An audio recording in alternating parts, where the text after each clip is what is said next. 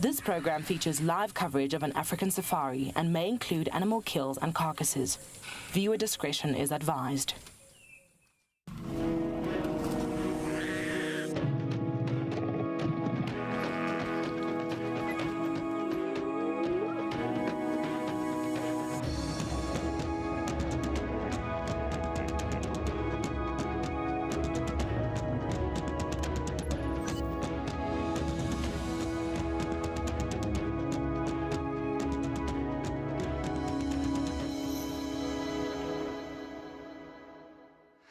Good afternoon, everybody. Welcome to our sunset drive here on WildEarth.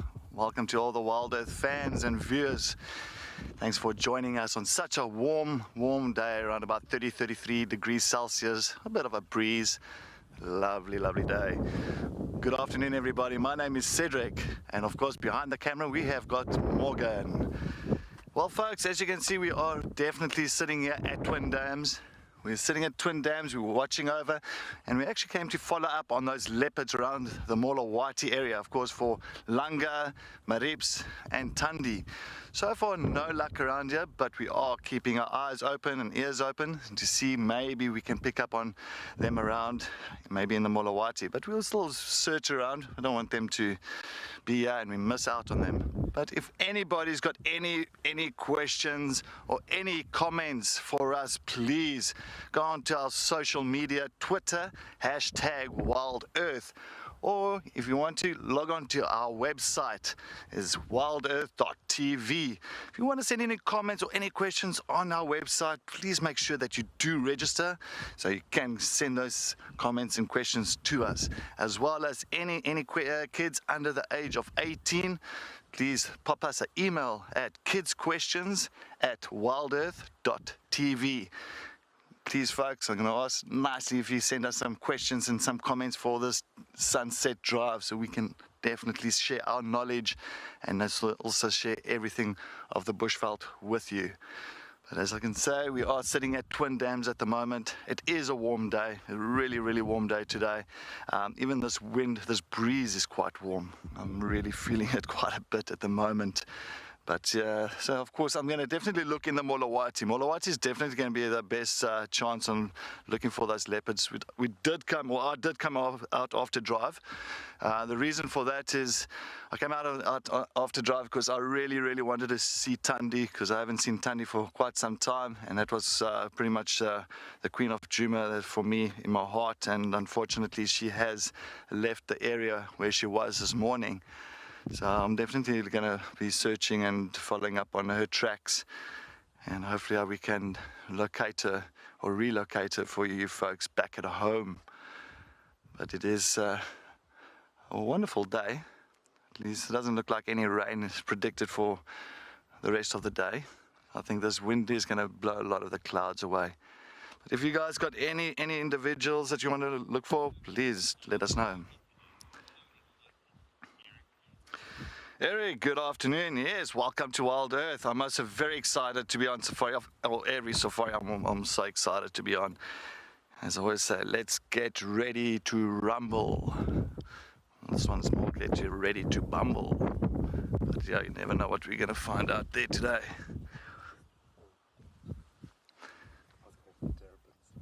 Got some terrapins there. Oh, yes. Little terrapins, of course, is enjoying the water at the moment. You'll find those little terrapins. I've seen them actually going for little fish and even tadpoles. As you know, terrapins are pretty much carnivorous. And when you've got your tortoise, they are herbivores, they're terrestrial. And your turtles, they are omnivores and they are aquatic. But many times as well, I don't know, terrapins to me, sometimes they do smell, and they smell quite bad. But while we look around and search around here at Twin Dams for those leopards, let's head to Chris and see what he's up to.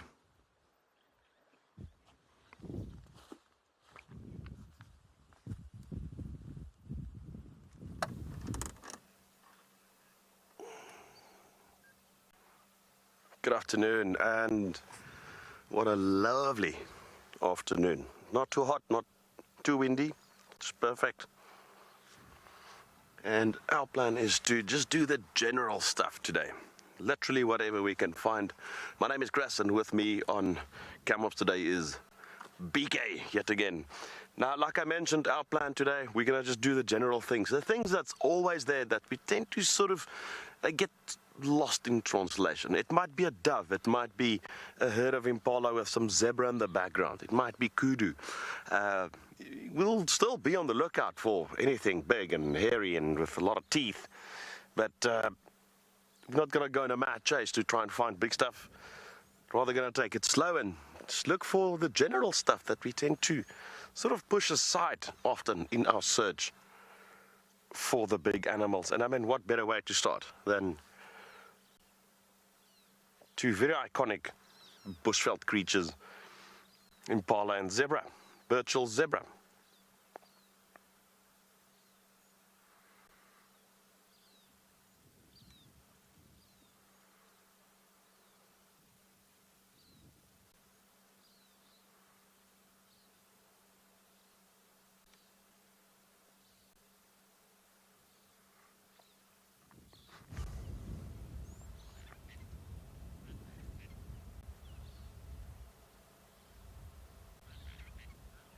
And after this morning's incredible safari, we're probably due for a little slower one, don't you think? Now, like I mentioned, I mean, if we do see any fresh sign of leopard or lion or whatever, we'll certainly not ignore it. But we want to appreciate some of these things, you know.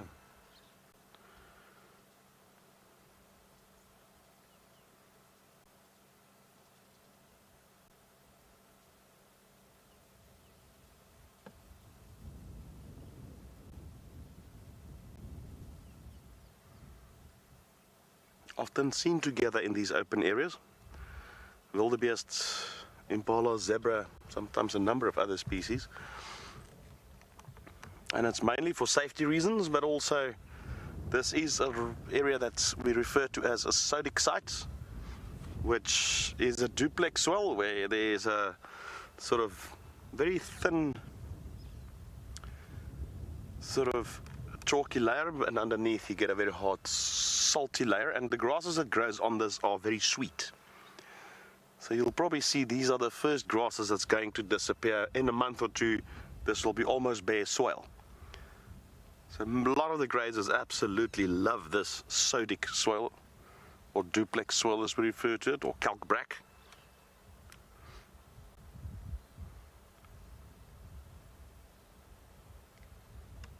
So because of the high salt and chalk content, it sort of manifests into the grass in terms of minerals. So it's the types of grasses here that grows in these type of sodic sites are much more nutritious than the surrounding sort of soils. So this is always a good place to look for general herbivores and so forth. Almost every time you drive past here, there'll be either impala, zebra, wildebeest, sometimes even waterbuck. It's also a favorite place of hippos at night to come and graze as well.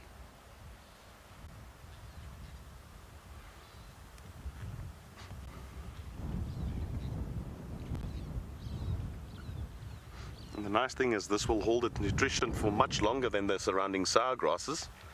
So this almost becomes a bit of a pantry for the dry season in a way.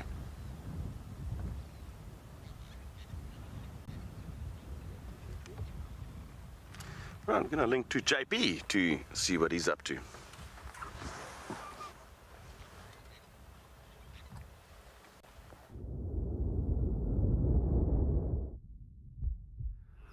Good afternoon and welcome to Eco Training Prylands. We're at Leopard Dam for a moment, and we just saw a tail of something disappearing into this nest over here. The first thing that attracted my attention was a group of very unhappy red-billed buffalo weavers. I'm not quite sure if it's a snake that's actually moved inside there or if it just was a tail of one of the monitor lizards. We're just going to move around and see if we can actually find and see what it is. So before we move off, my name is JP LaRue, and behind the camera we've got Johan. Let's just move on and see if we can maybe get a better view from the back end of our nest. So both snakes as well as monitor lizards are actually quite well known for actually raiding nests. And some of the snake species out here that I've often seen raiding nests is both boomslang, as well as a number of cobras, as well as mambas. A few years ago, I had a little bit of a problem with a mamba quite close by my house, where it actually raided a number of these nests, which was actually made on an electric pylon. And it actually crossed over and touched two of the wires and burnt out all the nests and electrocuted itself in the process. Let's just see what's going on here. At the moment, we can't see any signs of our reptile that has disappeared inside the nest. And most likely what it's after is either the chicks of this red-billed buffalo weavers, as I haven't seen any of the typical weaver species at their nest for quite a while.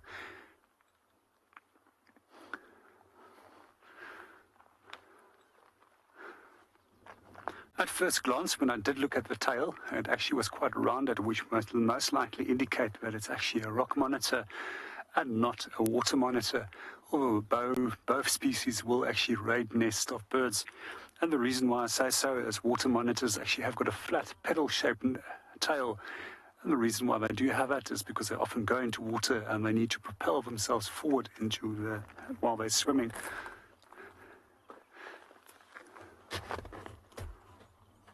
Okay, it's entirely disappeared now inside the nest and we just got no view on it. So what we'll do is we'll just stick around a little bit longer. Good afternoon, Maggie, and welcome to the show. At first, they were just actually flying at it, and they were trying to actually hit it with the beak on top of the body, and then it just stopped. But generally, when we do find that when birds encounter snakes or reptiles, they also will produce quite a loud noise, accompanying that, both alerting one another of a potential threat, as well as a number of other bird species. Quite often what you do find is that you will also have a number of birds joining them and trying to push that snake or that reptile away from the area. A few weeks ago, it's one of our telltale signs how I actually found a Mozambique spitting cobra, and a fairly large one at my house as well, which was then eventually I tried to catch it. And when I do catch the snakes, I only catch them for the purpose of removing them where they hold a threat to humans. And then I use the appropriate equipment, and then I'll put it into a bucket and transport it. If you do ever get yourself in a situation where you do need to remove a snake and you do not have the skills or the necessary equipment to do so, I would rather recommend that you phone somebody that will come and remove the snake for you. Don't try and handle it if you don't have the experience. It's such a pity that it's now disappeared, because I would have loved to have seen what it was when it actually disappeared inside this big nest. If you look closer to the nest, you'll actually notice that there's a large amount of fawny material which makes up the nest. And that's typical of red-billed buffalo weavers. A large amount of fawns make it very difficult for small mammal predators such as jinnets to actually get inside the nest. Well, we're going to hang around, and in the meanwhile, let's go and see what the rest of the team is up to.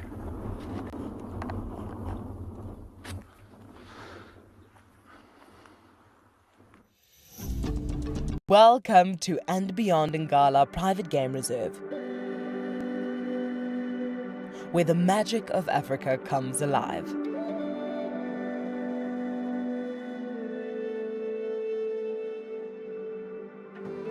We are privileged to once again include this magnificent reserve and its array of animals to your screens in our daily live safaris. On a live drive here in the African wild. To celebrate, we are offering an unforgettable 3-night stay for 2 at And Beyond Impala Safari Lodge for one of our lucky explorers. Tucked under a canopy of mopani and tambuti trees, Impala Safari Lodge offers a variety of activities such as twice daily game drives, intimate wildlife encounters, eye-opening bushwalks, and much more.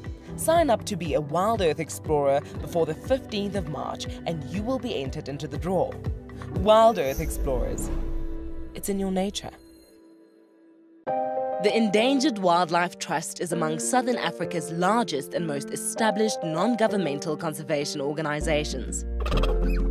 Our strategic vision centers on saving species, conserving habitats, and benefiting people.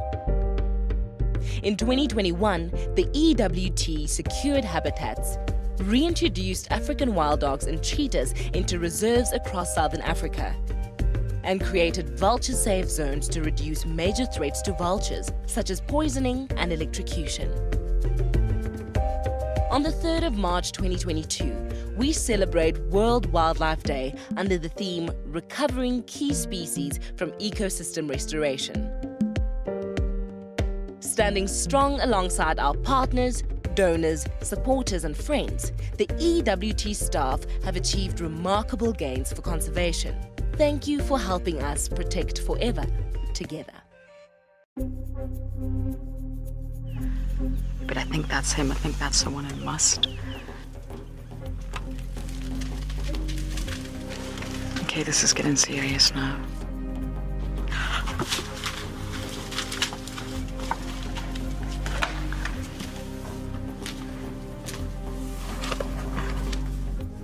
I knew there was going to be trouble.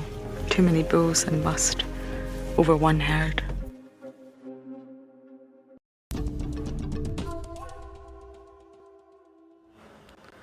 Yes, welcome back, welcome back. Just left Twin Dams. Just left Twin Dams now. I did look around Twin Dams quite a bit in that area. Plus we went into the Molawati where they were last seen this morning. There's nothing. There's absolutely nothing there at this point in time. We do have tracks of Thandi, looks like heading in an easterly direction on Gowrie Main. But maybe she did cut north, so we are just north of Gowrie Main, heading on a road called Nyala Loop. So Gowrie Main is pretty much just to the right of me. So if she did cut across somewhere, I'm looking at some of the water holes here, or some of the areas where she might have gone and lay down, and hopefully you can pick her up around this side. But I don't know what, and Marips and Langa, I'm not too sure. I think they might have gone south again in the Molawati. Maybe further into Little Gowrie again, into another property.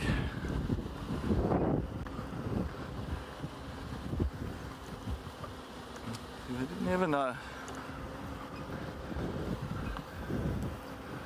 It's just a very, very thick at the moment this side due to, of course, this time of the year is always, after a lot of rain that we've had over the last few months, some of the areas is just the grass.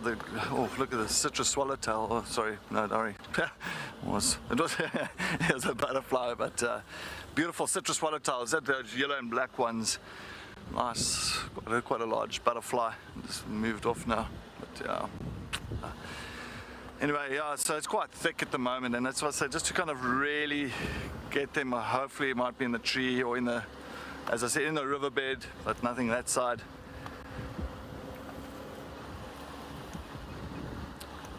You never know, we'll follow up and look.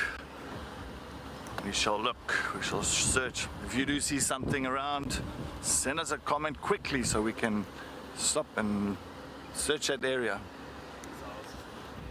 You're more than welcome. More than welcome.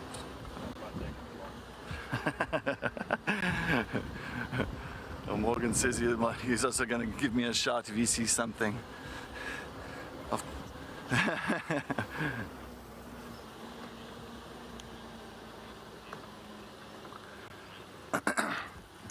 Garth, good afternoon. Welcome to WildEarth. Thank you very much for that question. Absolutely a brilliant question. Did Marips leave with Thandi? I just saw one track. I mean, the one could have been on the fire break walking, and the one could have been on Gowrie Main itself on the road.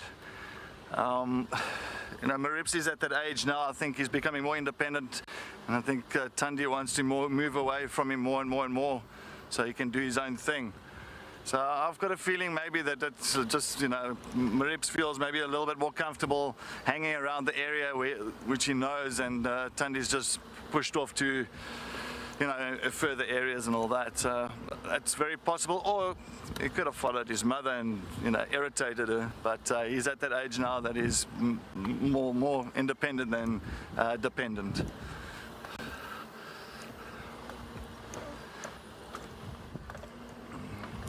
Yeah, which is like a thing about a young male leopard. I mean, you know, they can hang around in the area sometimes up to like 3 years old, and then eventually they'll find the dominant male, the father of the young male will pretty much, you know, especially if the female goes into heat or a female in the area where that young male is.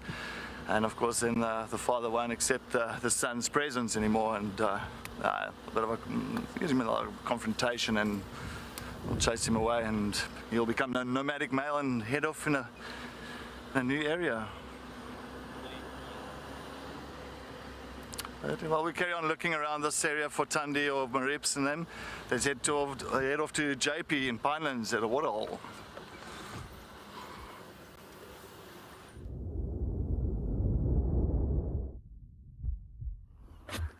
Welcome back to Pridelands. While Cedric is looking for his leopard, we're actually looking at a different type of predator. And this is a woodland kingfisher.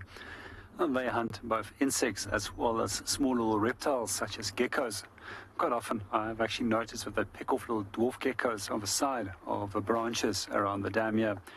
We also occasionally see them picking off insects off the surface of the water, and sometimes we also notice them plunge bathing. The behavior of picking insects off the water as well as plunge bathing just as it did.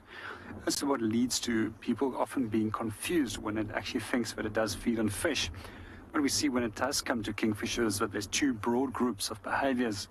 One behavior is focused on eating insects, while the other group's behavior is focused on fishing. And the ones that we find over here that typically fish as giant kingfisher, as well as the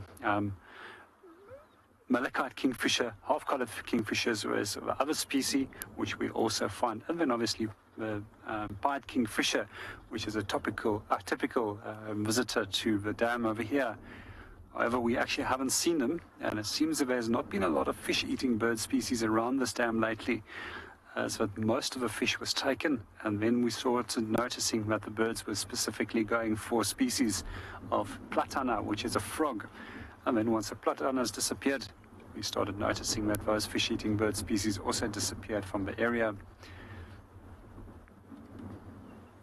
For me, woodland kingfisher is probably one of my favorite kingfishers, and many years ago when I still used to compete with Big Birding Day, where we wanted to always try and be in the top 3 teams in South Africa, we knew that we had to get over 300 bird species.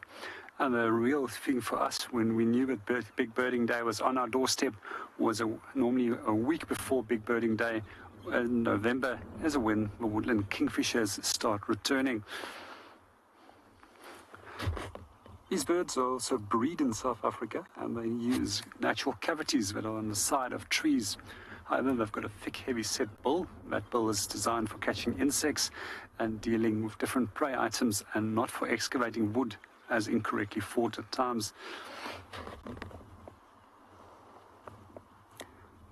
So there's a two-part function of the bathing that it is performing at the moment. And we often find that they do it to cool themselves, but also to assist with loosening old preen gland oil.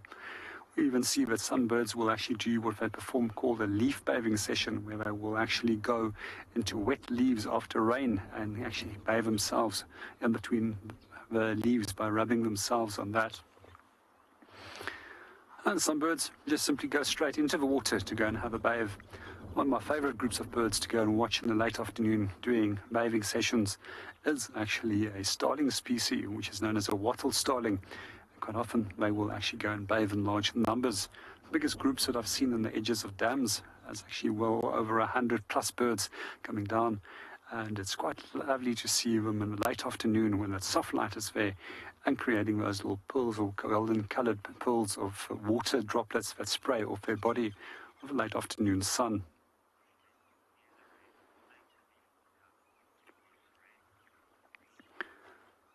Good afternoon, Desiree, and welcome to the show. You are 100% right. It's unbelievable colors that we see in them. And for me, they and the lilac-breasted rollers and malachite kingfisher is probably some of the most beautifully colored birds out here.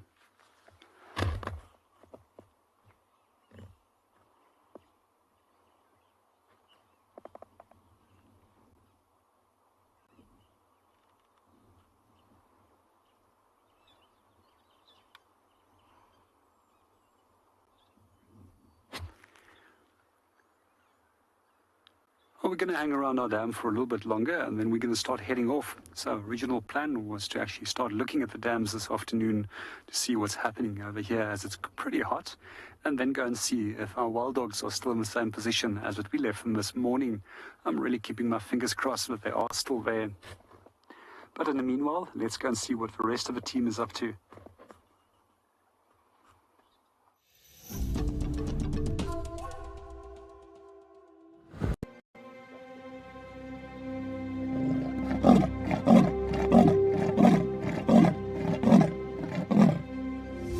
Yeah, Tengana.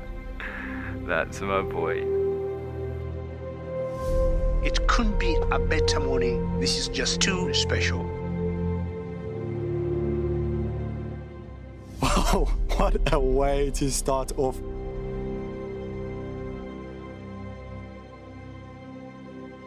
Bright colors, and it attracts the insect to the flower, which is exactly what we're watching right now. This is so exciting.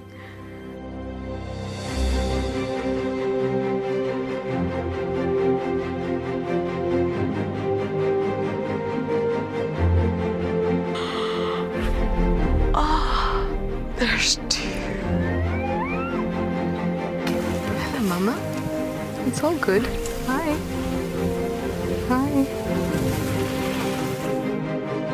The smallest baby black-backed jackal I have seen in the wild. Look how full the belly is.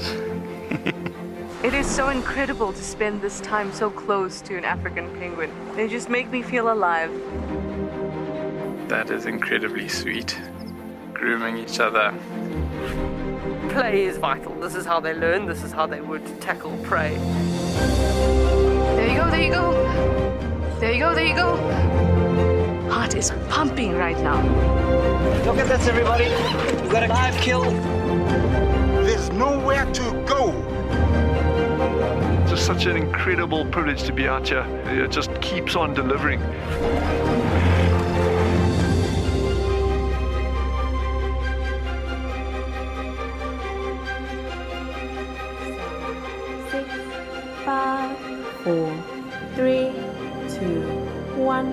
Live.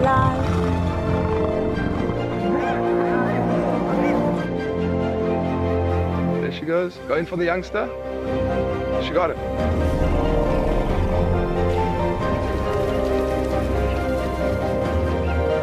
That's what I'm talking about. Look at that.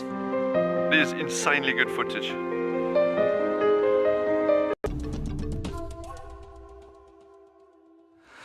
Well, I think while they are just so kind of bunched up here, not too relaxed. A little bit. Now and again, you'll find them just a bit edgy. Because quite a bit of a breeze that's come through now at the moment. The clouds has come through as well, which is nice, which is very pleasant for us. But I think this breeze, when you'll find a lot of the herbivores like the zebra, the wildebeest, Impala, kudu, anything that's preyed upon by the predators, they do become a little bit edgy with the winds, because a lot of the smells are going around. They don't know which way and which area those smells are coming from. They don't see the predator, but sometimes you'll find a predator's been scent marking or something around the area, and then that smell will come through and pass by. You can see also the youngsters around, with, especially in this little harem, very small harem. There's a lot of young ones here. Of course, and that black kind of M at the back of their bottoms is mainly to attract the parasites.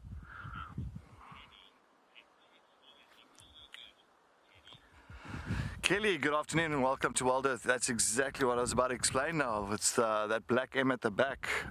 It's a darker area, so you might find that your parasites, your ticks and your fleas really get attracted to the warmer, the darker areas, and then many times it's easier for them to kind of just really groom themselves but turning around and actually using their teeth and picking off the ticks and fleas off that dark area, off that dark M at the back of their arm. And you can see the male now, what he's doing there is pretty much a Fleming grimace for picking up the scent of the females, especially now that the rutting season is slowly but surely coming into season. So you'll find a lot of animals do that. Predators, a lot of the antelopes, giraffe, they all got a thing called a Fleming grimace. So what they do when they roll back their lips like that, Yeah, those elephants are absolutely going crazy to the east of here. I'm gonna go. Something is bothering on that side, guys. That elephant is still going crazy that side. Sorry, I just want to see what's happening there. That's definitely something that's upset. I'm not going to upset the Impalas. I'm just going to drive around them. But I want to see why those things are going mad. So many times you'll find like the predator might be close by and the elephants are chasing, or it could even be another male elephant approaching a breeding herd, and males in must, and the females, you know, they do not want that male around. So it could be a lot of aggression, a lot of anger. That's definitely not just a normal sound. That's like, you know, playful or communicating. That's more aggression. They're in front of us. Yeah, I got them here.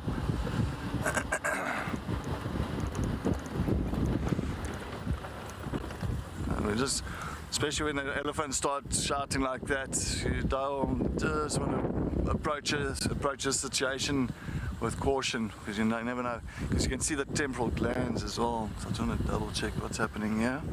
Maybe even it might be this young one.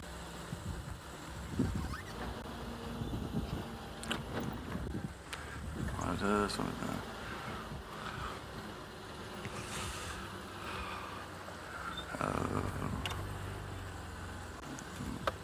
I'm going to go around this side.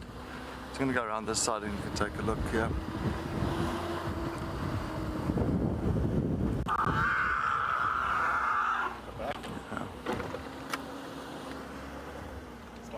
Right there. Okay, not the greatest view there. Sorry, guys. And folks, yeah, it's just, it looks like a female. I say definitely a younger one. So that's really complaining here. I think it looks like a young, not a young calf, maybe a 4 or 5 year old calf that wants to suckle and the mother's not allowing it. So it just complained then now. Just want to see if we can get maybe a better visual here. Let's go in there. I think from that side will be cleaner. Morgan, let's try that one. Absolutely fantastic. Wow, wow, wow. You think I can get under? Nah, I won't get under that. How low can we go?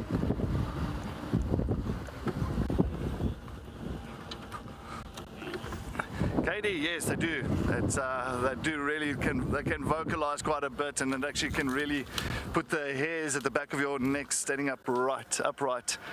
It's really not the prettiest, but it is quite vocal. They're very vocal. That's one thing about elephants. They're very vocal. That's why I love them so much, because they're just like, if they're showing distress, if they're showing aggression, if they're showing anger, they'll let you know. I see this one, little one's about a 5-year-old, 4 or 5. Of course, you can see the tusks already coming through. Now it's going to complain again. Watch. Mom's not allowing it to suckle. I think he's already at that age. He still wants to suckle, but Mom's like, you know, maybe it's the milk bar is dry. I'm double check on it. Mammalias, yeah, they're not really swelled up. So the mammalias is definitely, she's not lactating. So I don't even think there's that kind of, not even a calf anymore. It's more of like a toddler now. It hasn't got any. He still wants to say, well, he's not getting anything out of it. It's trying. I'm sure it's funny that it's just.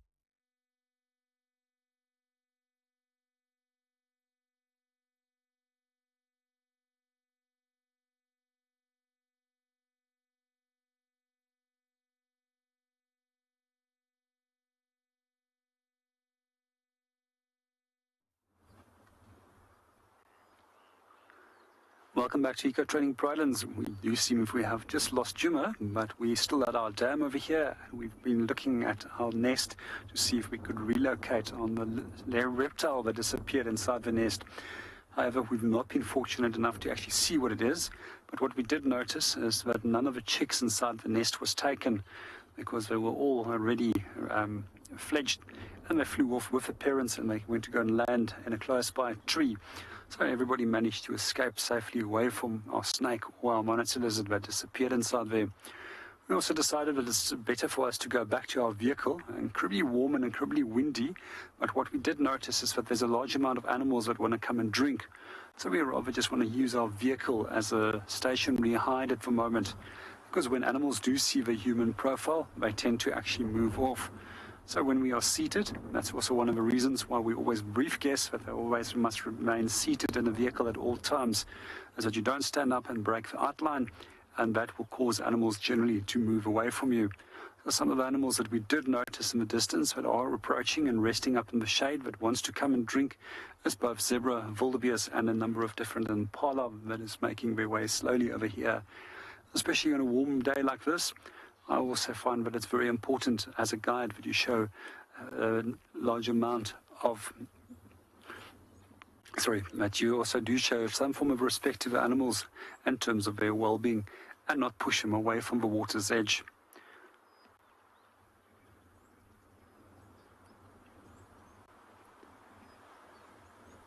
Other than that, it's pretty quiet. And if there's any of you that would like to ask us any questions or have any questions about animals or about things within the guiding industry, you're more than welcome to ask.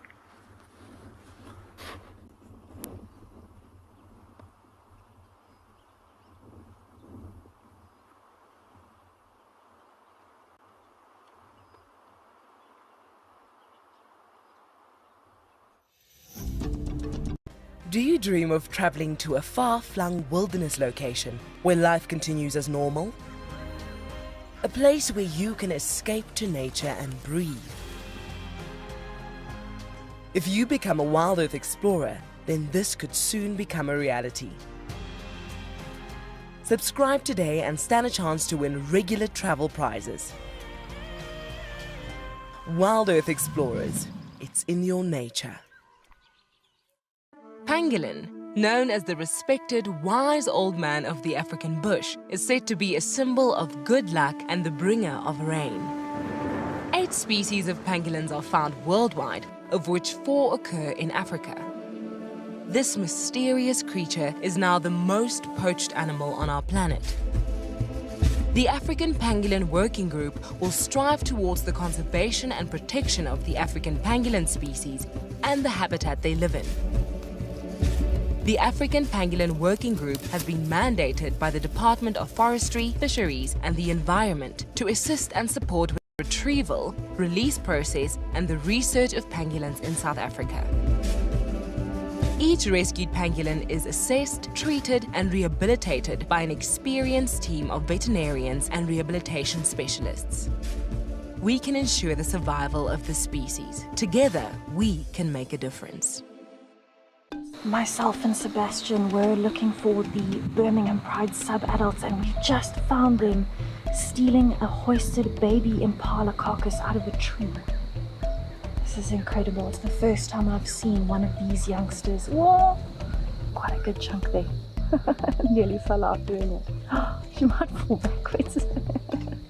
She's actually lowering herself down the tree. It's the first time I've seen a lion do that in person.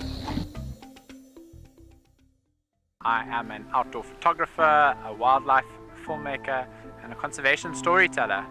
Penguin Beach is going to offer us this really unique opportunity to watch and pick up on the smallest of details in the penguins' lives. It's going to allow us the time to really get to know these penguins well, get to know their story, and get to interpret the little finer details and share that with you with a live TV show and get you to fall in love with penguins.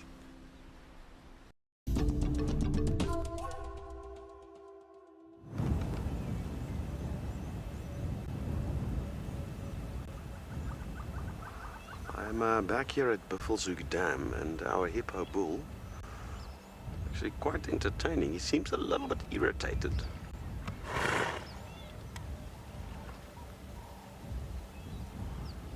Keeps on giving us the eye.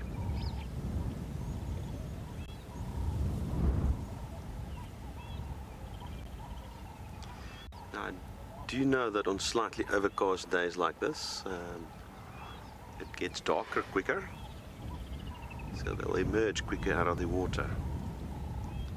Now we're not in his path, so we're right on the dam wall, so if he wants to come out, he'll probably go further towards the inlet, where there's a more of a shallow embankment for him to exit the water.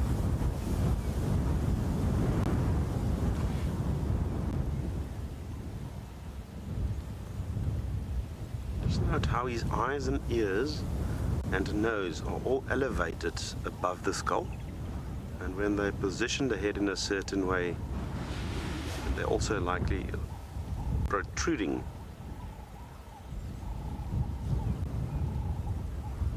And that enables them to stay submerged, and only the eyes, ears and nose can protrude from the water surface, and the rest of the body can stay submerged. Good afternoon, Deborah. And Deborah says, amazing how pink the skin is around the ears, the eyes and the nose. And that's rather interesting, because those are the bits that gets exposed the most to the sun, and one would think that one would rather have had more pigment there to deal with the sun.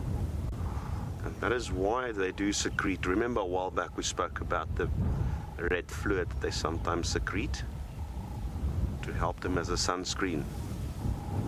It's a pigment, so therefore the skin in those areas might not have a lot of melanin in terms of pigment, but they secrete a pigment in the form of a red substance. It looks like blood actually, called hippo acid. It's actually a type of pigment, and that helps with protecting those bits from the sun.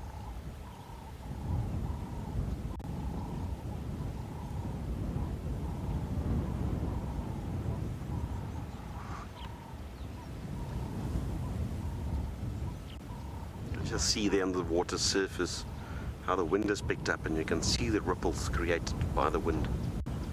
Remember this morning this water was like a mirror.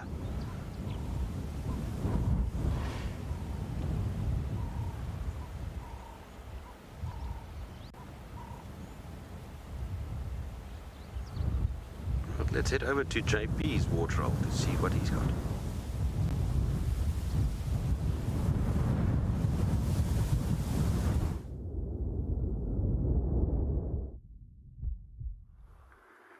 Welcome back to Pridelands. Just like Chris's hippo being a little bit agitated and unsure about what's going on with the wind, our elephant was also very unsure about what was going on. And what startled him was actually a group of impalas which is resting in the shade, and he could see the movement as if they were moving through the vegetation. However, with it being windy, both the impalas as well as the elephants are a little bit nervous, because it impairs your ability to hear as well as to smell. It also therefore makes you more reliant on eyesight under conditions like this. And it forces most animals actually to move into the open areas, especially at nighttime, because there's a better chance of spotting a potential threat than hearing it or smelling it at that time. Even on very cold, windy days, we will actually notice that animals will rather expose themselves to wind chill factor than the risk of being exposed to predators by moving into those areas. At the moment, our elephant is just simply enjoying a mud bath. So quite often we do talk about elephants and the ability to cool themselves down and the different strategies that they do follow. One of the things that we also sometimes forget about is all those wrinkles on its skin, which actually creates a larger skin surface area. And by having a incredibly large skin surface area, that also assists with the cooling process. For some of the first-time viewers, they also will utilize a number of other strategies, and this might include direct bathing and swimming, or simply going for a mud bath or showering yourself with water. In some extreme cases over the years, I've actually seen it 3 or 4 times, where young elephant calves were actually showered with fluids from the stomach content of the mother, which you actually force the trunk down the throat to actually force that fluids up, and then suck it out of the trunk and spray it over the calf. Under serious conditions, I'm sure the calf is not going to be smelling a little bit funny and smelling like stomach content. There's a few other strategies that we will also notice that they will utilize, and those include fanning the ears, as well as quite often just moving in or out of shade at areas on cold mornings, obviously going into the sun, and on warm days moving into the shade. Now, one of the things that we do get often taught is that elephants don't go and lie down, especially adult elephants, as we normally see young elephants doing that. I've actually seen a whole herd of adults lying down in a shaded spot underneath river thickets a few years ago. And that was also an incredibly warm day. And obviously the soil temperature was much cooler than the air temperature, and that assisted them to bring down their body temperature. When it also comes to the bulls, they quite often have another trick, and it's simply what they do is hang out the penis. By hanging out the penis itself, they will then simply either put it into a shade or into the sun, or allow it to stand in such a position that the wind will actually assist with cooling it down. And because the skin being fairly thin, that then also assist with actually cooling the animal down more rapidly. Sometimes also on windy days, we'll actually see that the elephants will fan their ears open, but not fan it up and down as it would do under normal wind-still days, and just simply allow for the wind to cool down those the large skin surface area on the ears to assist bringing down the temperature. I might have mentioned it quite a few times, but simply by using the ears, they can bring down their body temperature by some 3 or 4 degrees Celsius. We're going to hang around here a little bit longer, and then we're going to start heading over to where we left the wild dogs this morning and see if we can go and relocate on them. But in the meanwhile, let's go and see what Cedric is up to.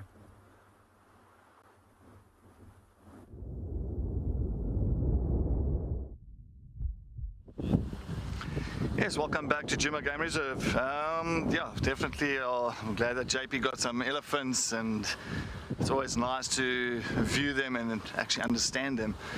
That's why I left that female with that pretty much the 4 or 5 year old calf, because they were going into thicker vegetation, and unfortunately I think that calf was putting a lot of pressure on the mother and was complaining over and over and over. Every time it wants to suckle, the mother was trying to just, you know, push it away, and so I wasn't going to follow and put more pressure on that female.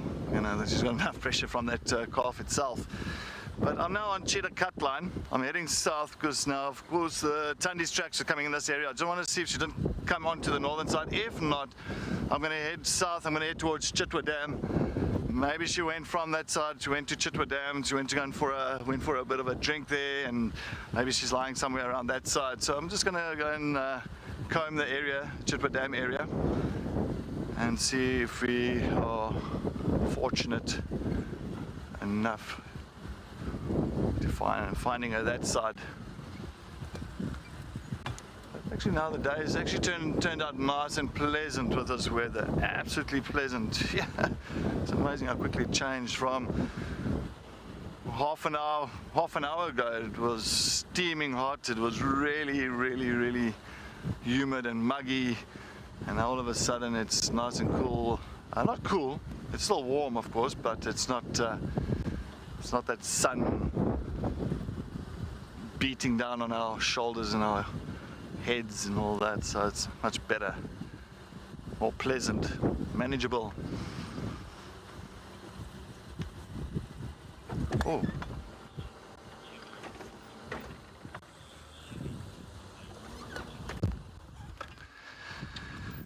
Jimmy, good afternoon. Welcome to WildEarth. Do predators only use shade to cool down? No, look, if there is no shade, of course they're going to definitely start. I mean, we've seen hyenas cool down in the water, so they do use other ways as well. So, like even a leopard, I've seen leopards with a tree without leaves on a hot day actually going up there because there was a bit of a breeze, so they use that breeze just to kind of cool themselves down as well. I see nothing else. Sorry, we just saw a red-crested Quran here. I want to see, maybe it pops out here somewhere again. Let me just go a little bit forward. Is it gone? Oh, that way. All right. Well, what's maybe. A red-crested Quran. It's almost like a small ostrich, a baby ostrich. That's how they look like. It's pretty much a terrestrial bird. No, I don't see the thing. It's the second time. Every time I get to these Qurans, they disappear. I don't know, nothing. But yeah, no, I mean, predators definitely use different ways. Even panting as well, like your dogs have. Many times you'll find then the heat, they'll start panting and actually pretty much cool down by panting quickly and Not really, because they don't sweat, so it's easier for them. But hyenas has got a clever way. I mean, I don't see lions and leopards actually jumping into water to cool down, but hyenas, they do. I've seen many times those hyenas just wallowing on hot days. Almost felt like wallowing myself today at one stage with this heat.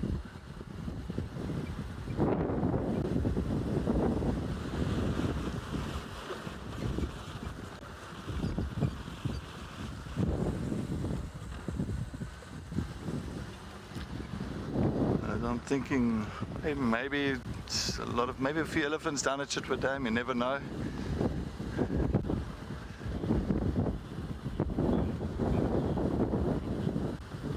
Pride. Mickey, good afternoon. I'll also definitely like to see a pride. That's why we're talking about a pride of lions, because that's what it is, a pride of lions having a swim. Yeah, maybe we are lucky today we see a pride of lions swimming at Chitwa Dam. Might be a surprise for all of us. It will be a first for me. But yeah, no, lions, they're not too keen on water, but no, we'll head to Chris and see what he's up to with his little feathered friends.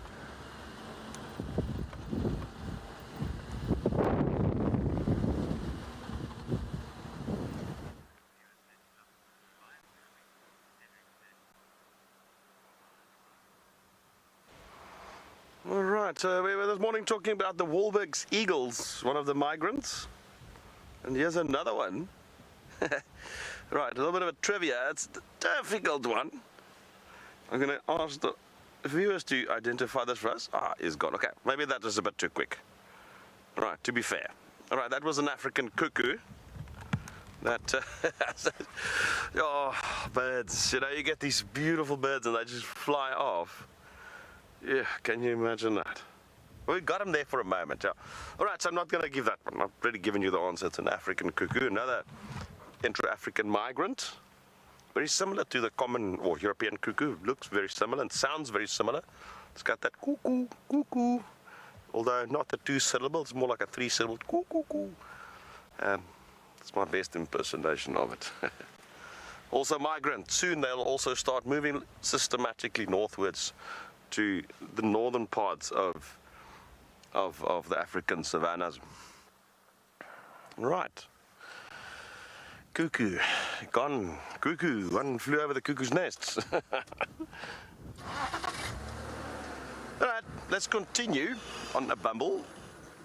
We're in the northeastern parts of Djuma, right here on the 2 cut lines of Cheetah cut line and Buffelsugari cut line.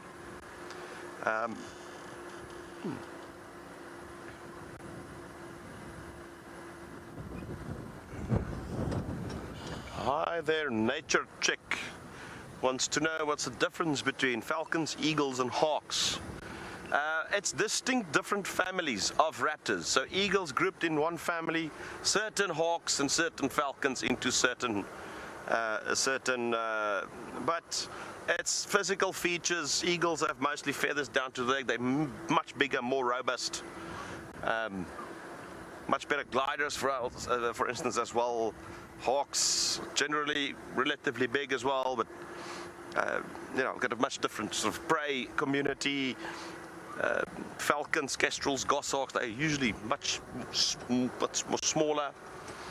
But I mean, there's in between those, there's about 60 different species in sub-Saharan Africa, so it's going to be tricky to explain the difference between all of them. But generally speaking, they are in separate subfamilies of raptors. And there's pretty much a size and general impression where they are different. Anyway, I'm gonna just go back to Drakensberg area as well. Remember this morning after we left those leopards, we saw another leopard track, which I think at the time might have been Tlalamba, although we don't know whether the tracks doubled up back south, which could mean that it could have been Tandi's tracks before she discovered the other 2 leopards and the carcass this morning. So we'll just systematically move down and check that area again. And I'm going to sort of go and check around Mamba, and then maybe back up central. So maybe something comes up. Like I said, we're just doing general stuff today. But if there's an opportunity to see a leopard, we'll take it any day. Sure, that cuckoo, in fact, we had him in a tree right above us, and then it flew off, and then the transmission came to us, so we had to frame him up very, very quickly.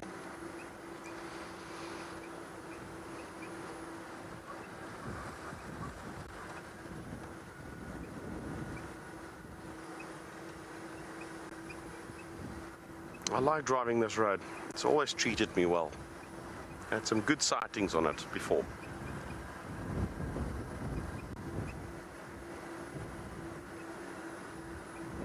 And let's hope it treats us well today.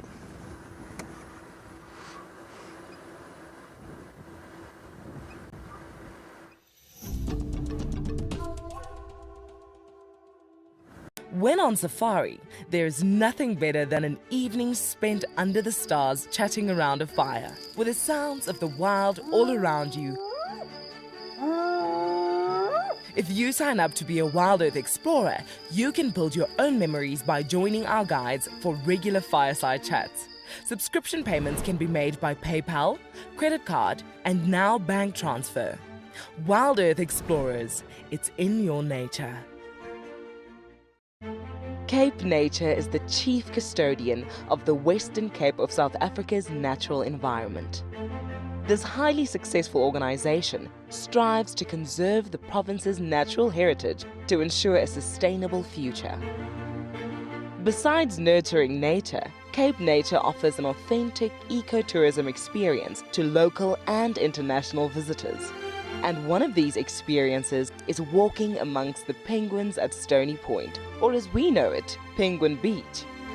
WildEarth broadcasts live from here every day and is very privileged to be partnered with Cape Nature, who have focused their conservation efforts here. If you want to visit these iconic black and white African penguins for yourself, then head over to our website to find out more. Cape Nature. Conserve, explore, experience. So there we go, look. All three in one frame. Look at that, isn't that cool? Oh, that is so special. That is exactly what we had been hoping for, is all three of them to come together and make the perfect little family portrait.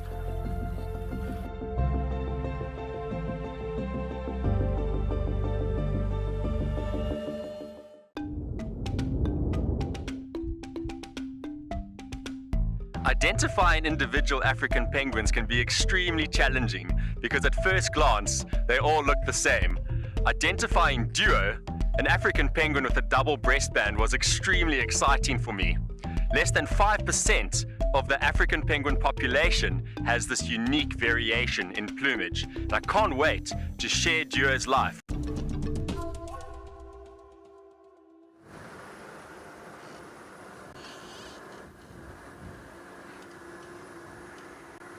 Well, we're just bumbling around at the moment. This area, other than the hippo, is rather quiet. So we're sticking to our plan, our route. We're going to head down Hippo pulls back towards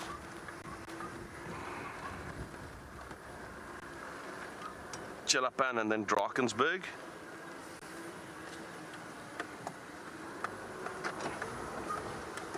In order to see if there's not anything there.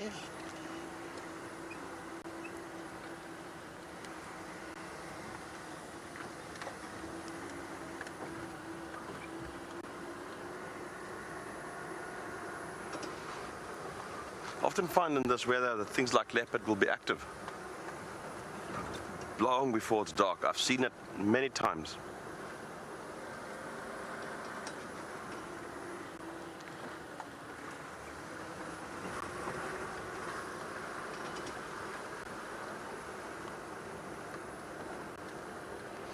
I just love this morning here. Just remember when we headed down, oh, there's a leopard, you know, this is so nice. And then, all right, okay, there's another one. All right, and there's another one.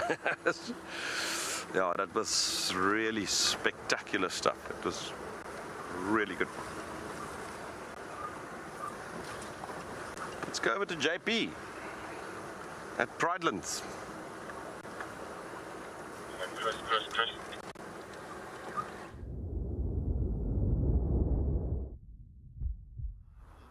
Welcome back to Pridelands. At the moment we're looking at a different type of leopard while Chris is reminiscing on his.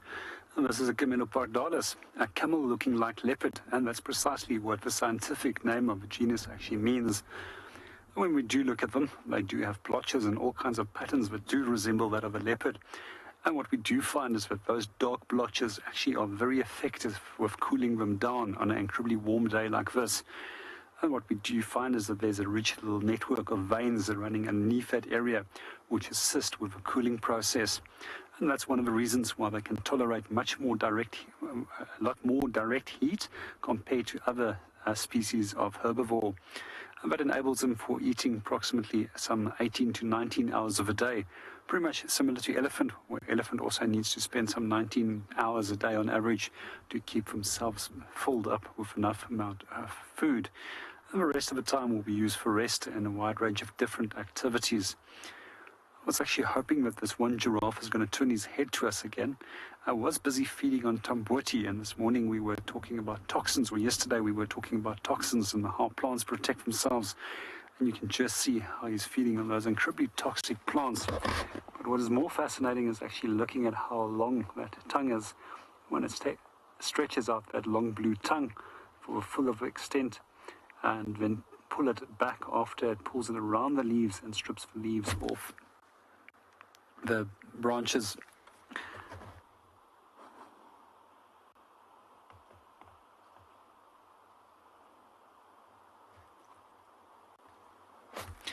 When it comes to giraffe, there's actually very few animals that can.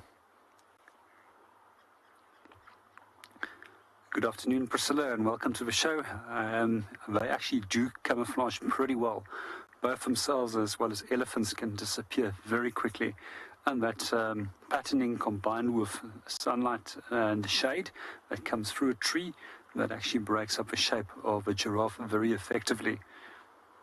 Sorry, I just lost my track there before the question.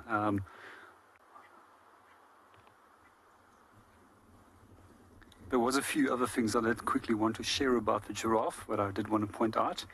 And if you look at it, their heads are pretty narrow and pointed, which enables them to push it right in between the branches.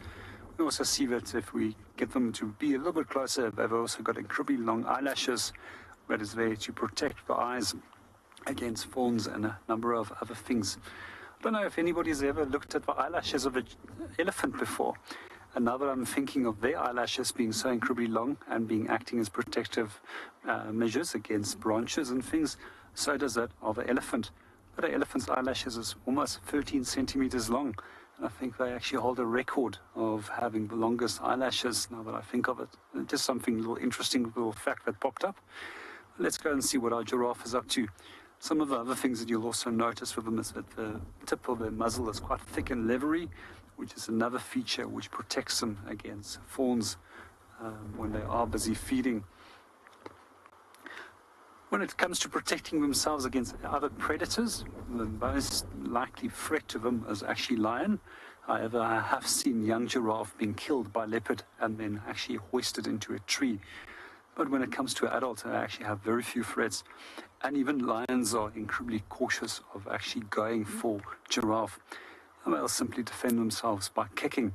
However, if there's too many lions, obviously that giraffe is very likely to be taken, as it can't protect itself out of all different angles when it's being attacked.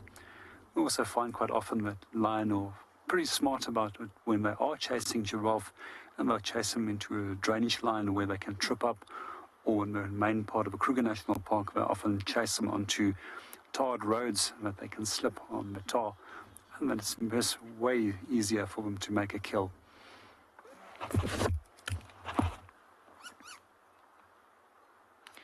But in general, what keeps them out of trouble is also very good eyesight. And they've got the ability of seeing predators up to distances of some 2.5 to 3 kilometers away. While we watch our giraffe and see what they're getting up to, let's go and see what Cedric is doing.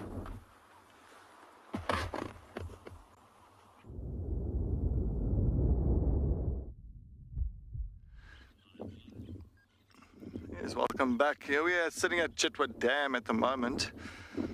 We did get Tundi's tracks coming down towards the dam side. So this was pretty much where the last tracks of Tundi. We're just sitting here, maybe we take a look. We might be in this open clearing away from the dam area. As well, you can see pretty much in this dead tree we've got a whole lot of nests. It's called a buffalo weaver, or red-billed buffalo weaver. And of course, red-billed buffalo weavers, they pretty much live in like a community. So they all really help each other to build that nest, and each one will have like a little apartment inside of that scraggly nest. So it's just like a hotel. Each one will have their little room. And it's just always mainly built around the water areas in these dead trees. It's just for safety. So of course many times like for snakes or something like that to come through. Oh, sorry, I just have a bit of hippo action here. Oh, there was action. Of course, a nice part of hippos, it's just decided to breach and play around. I'm just seeing that one little thing.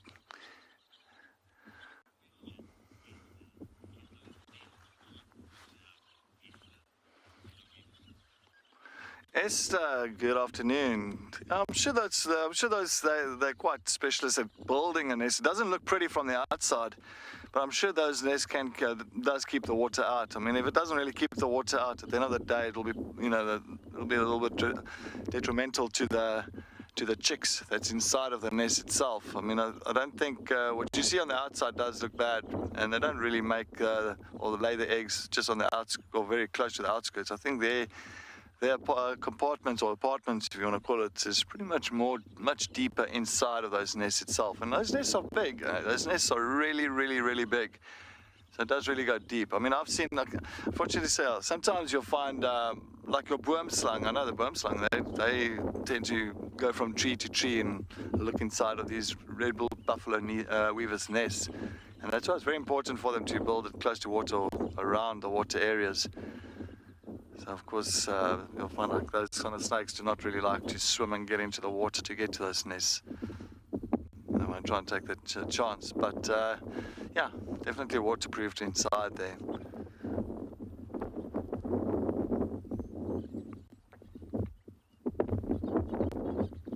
As you can see, with this wind, you can see that this water hyacinth is all really much pushed all to the one side of the dam now. Oh my word. Pushed to the one side due to the wind, but yeah, it actually looks quite a bit now, but it's due to it's all really congregated to a corner or to the side or to the northern side of this dam. Unfortunately, as you know, these water hyacinths really take off quickly if they get into a water source. They really do spread quite a bit. Many times you'll find like hippos will actually move it from one dam to another dam, especially some of the male hippos, if they tend to move from one waterhole to another waterhole. They'll pick up the stuff on top of their heads and they'll have like, I can say, some water hyacinths sitting on top of the heads or on the back, and they'll go feed at night time and they'll head back to another water source for the next day, and they'll actually disperse the stuff throughout the area.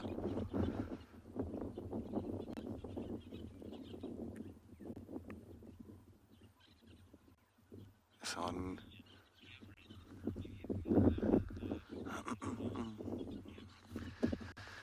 Cameron, good afternoon. Excuse me. No, I haven't seen them eat this water hyacinth. I don't think they get any nutritional value out of it. It's not like the grass, because hippos are a little bit on the fussy side of eaters. They're very grass-specific feeders. So that's why you'll find hippos tend to move quite great distances at night time. looking for those certain grass species. That's why you always find hippo paths going far away from the water source into the vegetation, because they know exactly where those areas are. There's a bird of prey busy. I think it's a gymnogene that's busy feeding on some of those chicks there. Sorry, just want to take, it looks like a gymnogene there, a female gymnogene. You see, yeah, it is. Oh my word, now. And of course, what's happening now there is, I think that just doesn't quickly get my binocs here. I can see how those red-billed buffalo weavers are busy marking that gymnogene.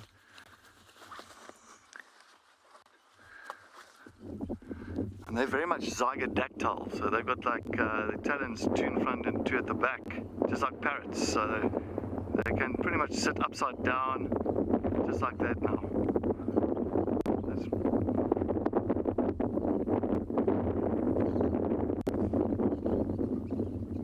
Wow.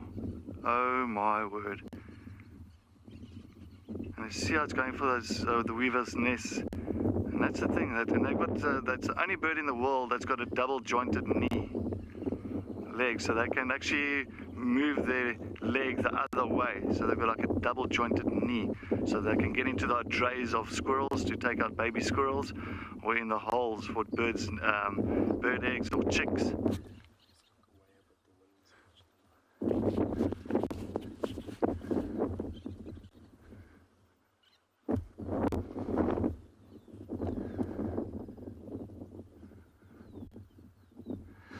Sorry if we get a bit of wind coming through. It is a little bit windy. But what a sighting. Just to see it really going through all the nests. And this poor little buffalo weaver is really trying to mark it. But he hasn't got any support. It's just, he's not getting in there. Come on.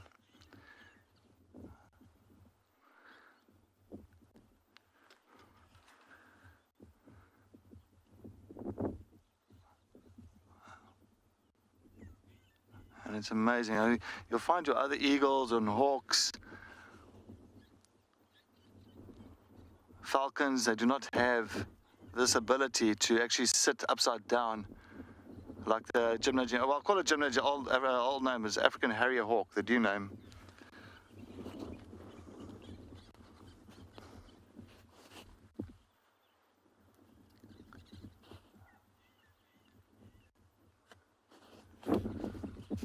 That's really good.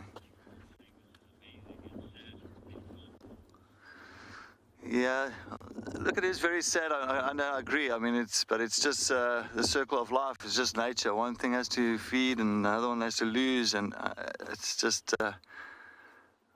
the circle of life. But so far, I haven't seen the African harrier hawk being successful yet. It hasn't really picked out on any chicks or anything that I've noticed, but it's going in for more now.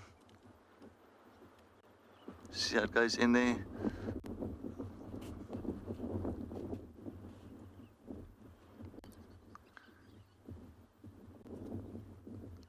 This is really, really exciting. Really exciting. You don't see this really often, how the African harrier hawk displays and hunts at this angle.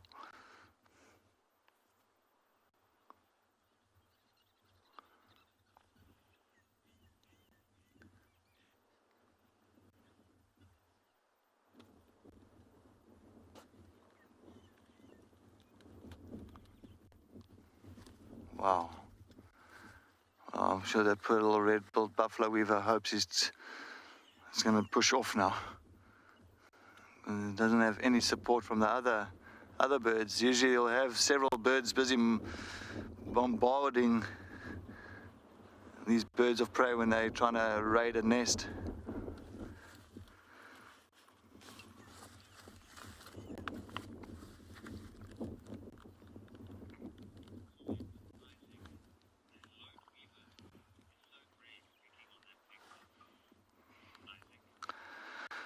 Isaac, good afternoon. Yes, definitely. This lone weaver is really, really brave. Really a lone ranger trying to defend of this big bird of prey.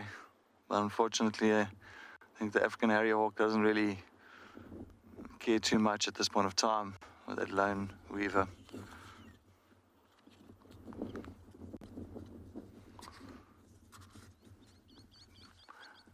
But it will struggle because, as I say, some of the apartments for those chicks and the eggs is not too kind of, I'm going to say not shallow, but close to the outside of the nest. So they're quite deep, and they make sure about it. They make sure that it's, you know, safe enough for something like this not to, you know, happen, and for these African harrier hawks to come in and grab the chicks or the eggs there.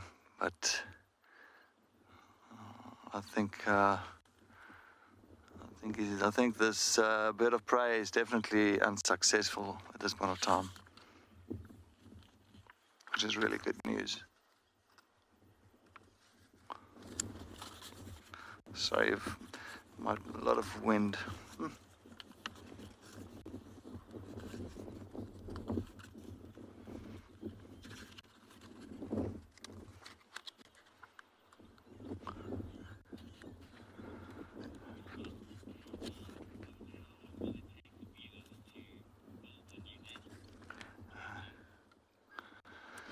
Look, KG, if they do break the nets, and I mean, for the buffalo weavers, it's going to take some time. I mean, if you've seen some of those nests and how complicated it is and how many sticks they have to use to really kind of get that whole nest up and running again, it's definitely not a few days, it's definitely a few months. So they all help each other really to build it. So, but it was a lone weaver, so hopefully. Well, luckily nothing was broken up too much on that nest itself. Oh, there he goes. Now you see the lapwings, even the lapwings. The lapwings know, those blacksmith lapwings know about that African harrier hawk. That's not a. It might even go into this other tree now with these other nests. So maybe it's trying to work itself to these other nests now, into this other dead tree. No, it's moving off. I think it just moved off. No, it's pushing off. I think it's being irritated by too many birds now. Wow. Brilliant. Absolutely brilliant. Well, let's head off to JP at Pridelands.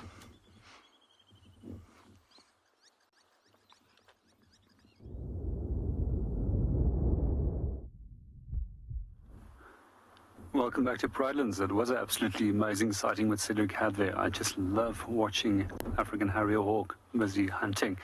At the moment, we're watching a group of wild dogs that are busy sleeping.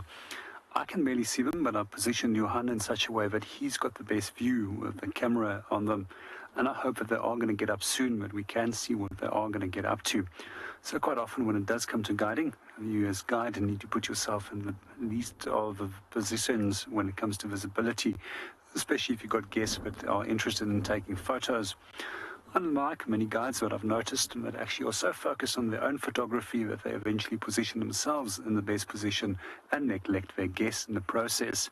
So what I'm going to do is I'm just going to get Johan to tell me what the animals is doing, and then I'll interpret on what they are busy doing until they move and that they actually are in an area where I've got better visibility of them. But as far, I think the only thing that they are doing is what I can see through the binoculars and through the branches, it looks like sleeping. And they're definitely going to conserve as much as possible energy until it's a little bit cooler. So I would reckon now that it's becoming overcast, it's possible that they can jump up anywhere in the next half an hour to an hour and start actually hunting. And especially with the wind that's now starting to pick up in intensity, that makes it perfect for them to smell animals by running into the wind, which I've often noticed when they do go out on hunts, or diagonally running along with the wind until they detect something by means of smell.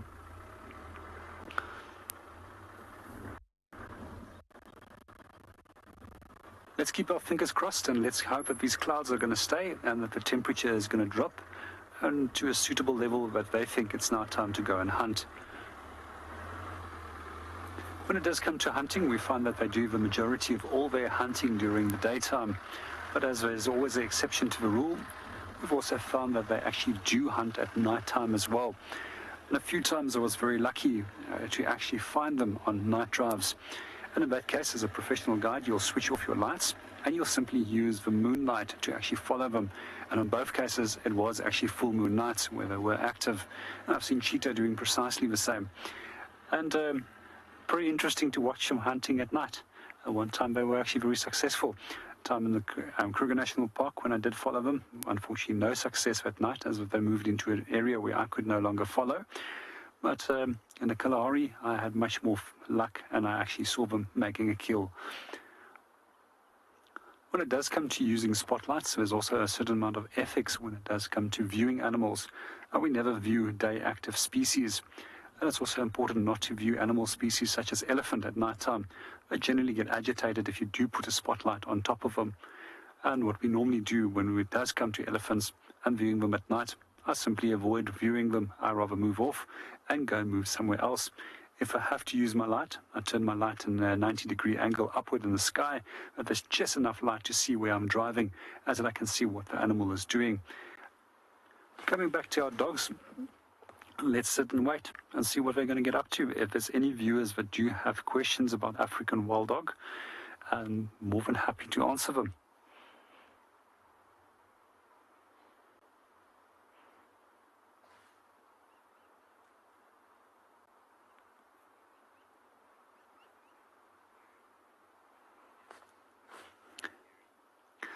Good afternoon, Jerry, and welcome to the show. Yes, those ears have to constantly be moving, because I have to listen both for prey as well as potential threats that might actually want to kill them. And I've got a host of other predator species which will try and kill them, their young, as well as take away their food from them. In most cases, we find the main threats for wild dog being lion, as well as leopard and spotted hyena. In the case of leopard, I've actually seen them actually chasing leopards as well, and flushing them up into trees. One of my most memorable sightings of a group of wild dogs was actually finding 4 of them underneath a tree, and I was wondering where that specific rest of a group of the pack was.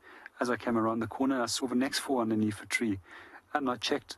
There's a leopard, and there's a leopard, and we're likely to see 2 leopards and wild dog together in the same sighting.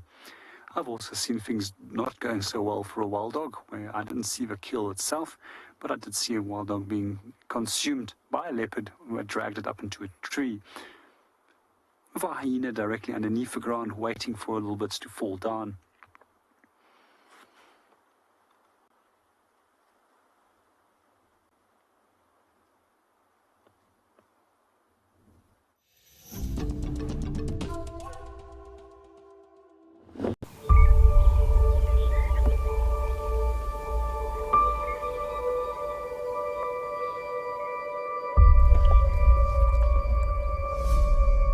Look at that, it's amazing.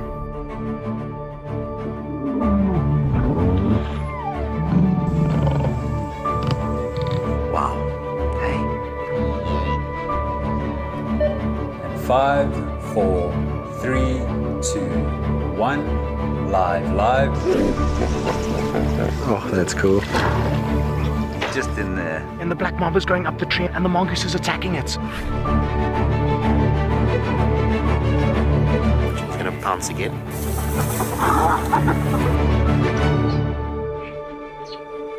Sure, you can all agree with me. It's not a bad start to our Wednesday morning.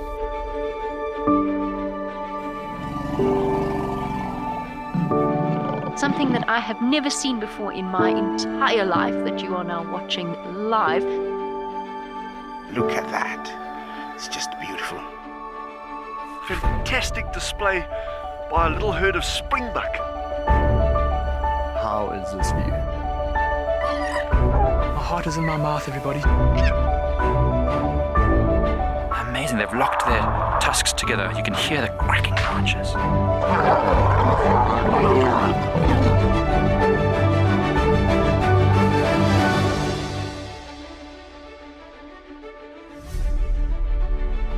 It is so incredible to spend this time so close to an African penguin, and it's completely unfazed by my presence whatsoever. How insane is that animal?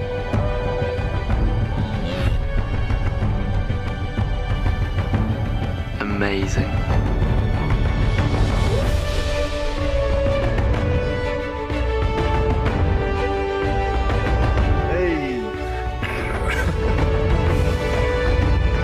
awesome. It is fantastic to watch. Well, now we've got a tug of war between mom and daughter, look. Just at a loss for words. That's just incredible to see that.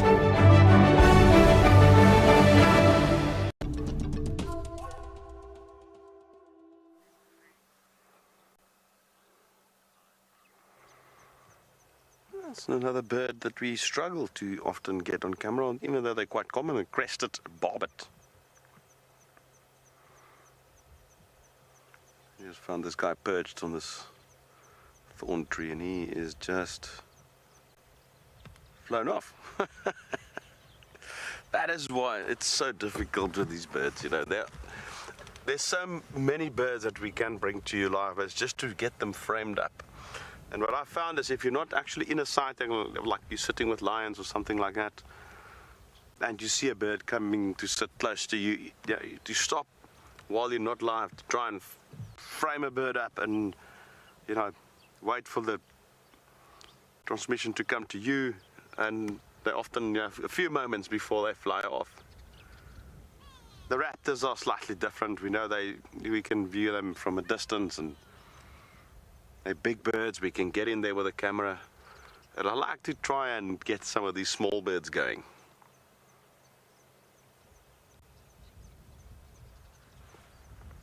But then again, this is actually the reason why I stopped here. As I've mentioned a lot of times, that we are on Drakensberg, one of my favorite roads here, favorite views.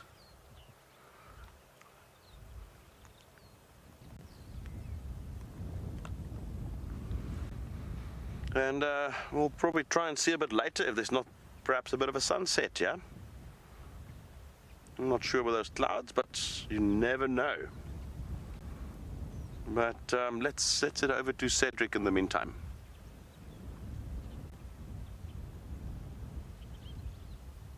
Tandy.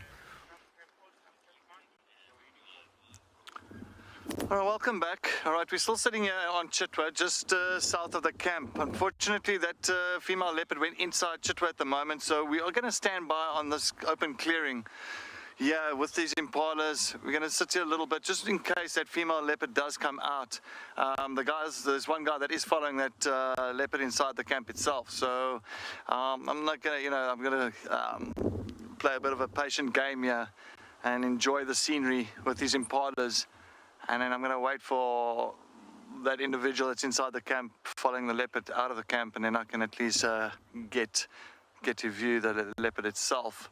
So, but they haven't really given me a name on the leopard yet, so I think the guy doesn't know who it is or something, but yeah, I'll find out just now. But let's enjoy the view for the time being. I'm just going to try and wait for the information on that leopard's movements.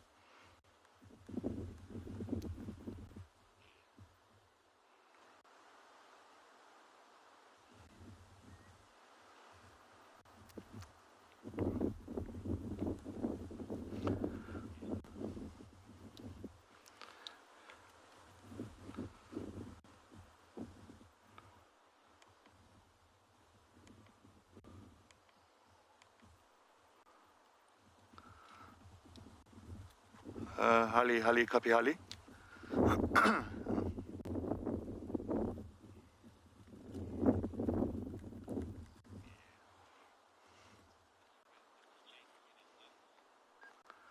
Alright, well, we sit here still with these impalas. Let's head back to JP in Pridelands and see what's happening with these wild dogs.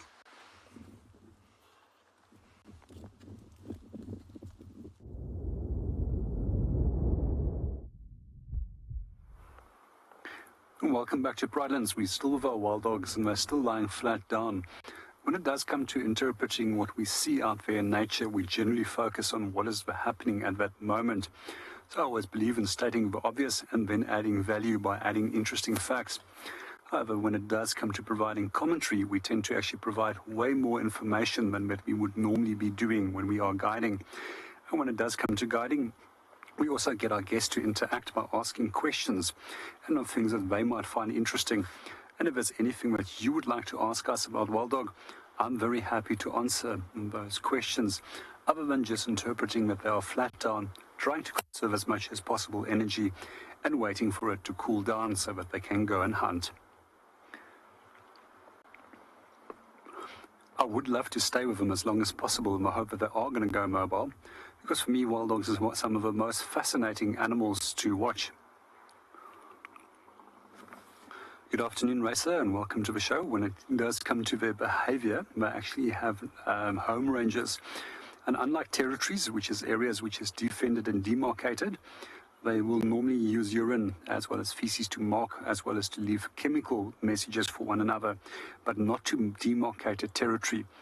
And with them being incredibly dependent on a wide range of food items, and often have to move big distances because of the disturbances that they create in areas, sometimes they can't afford to actually be territorial.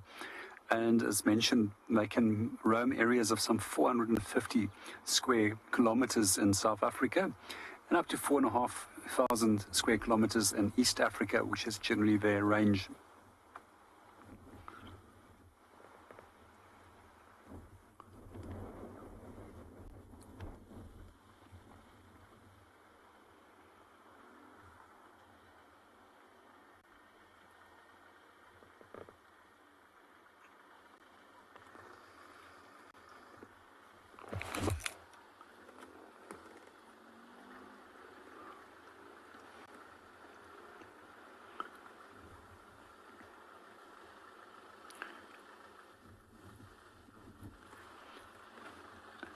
Good afternoon, Jordan, and welcome to the show. As far as I know, that in the specific genus, there's only one species of African wild dog. There's a number of other dogs that are referred to as wild dogs. However, they do belong to different genuses which they will fall into. And one of those that do come to mind is Indian Dhole, which is one of the dogs that I would still love to go and see. When it also does come to African wild dog, they're actually only distantly related to domesticated dogs, wolves, as well as jackals, as they don't fall into the genus of Canis, as the typical dogs would do.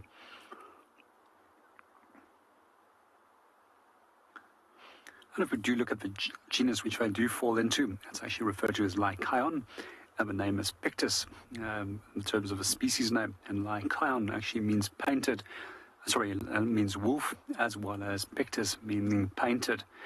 It's also one of the reasons why they're often referred to as being painted wolves, which is probably one of the more friendlier names to actually call them. Because generally we find that there's a fairly negative association with the name African wild dog. And in the past, that association was especially amongst gamekeepers and game breeders.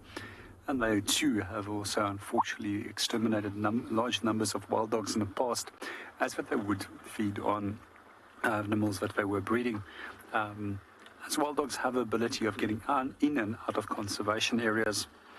We also find that they occasionally will also fall victim to snares from poachers, as they're also quite curious, just as what we mentioned yesterday with our elephant that had part of its trunk missing, which was also due to a snare.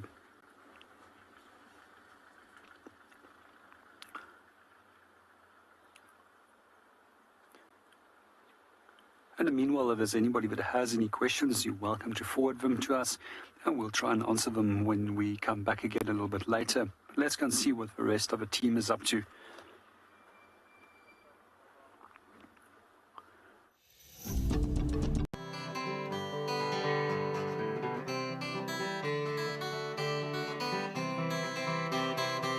Hello, how are you? Swatike emhlabeni we baba babansati banhlupha we baba abafika endlini yami awungathi bangafike kathithimela we baba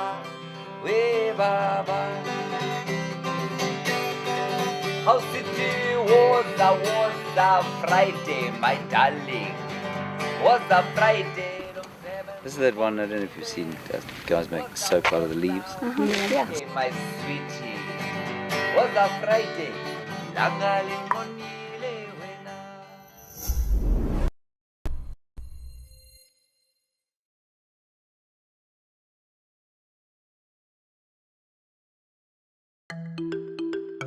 This is Picky Plastic, and Picky Plastic is excited about the Global Recycling Day.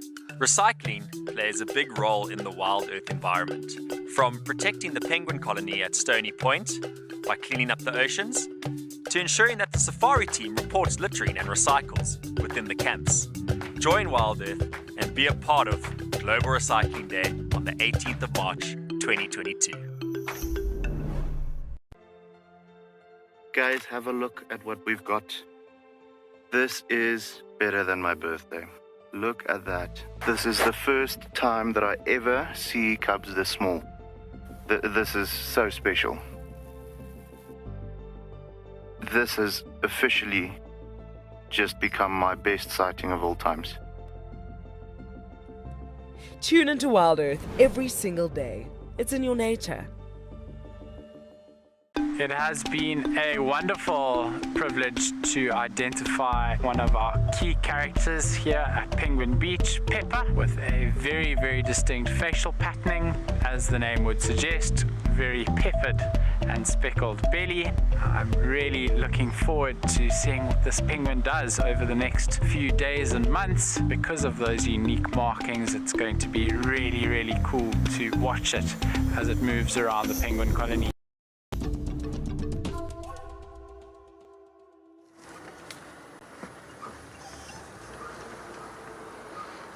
Right, it's a little bit quiet on our side, I must say. We've hardly even seen Impala. So we're going to move a little bit westwards. The whole east was very quiet other than the odd bird that we had. We're going to move a bit more west, see if we can't get a bit more movement there.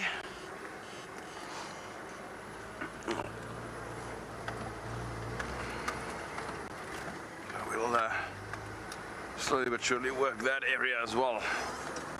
Interesting is the absence of elephants today. I mean, we had that herd tomorrow, but other than that, not been a lot of elephants around of late. And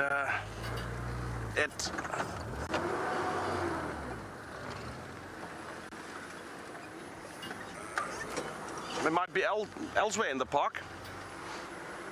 I mean, they're not bound by fences, so they do move. These big super groups, which is a whole bunch of loosely connected herds, travel over through an area, they spend some time in an area, and then they move off. One of the reasons being, especially when they browse, the tannin levels in the trees actually raise in the general area, and then they actually have to move off and let it calm down again. It's one of the reasons, not the only reason.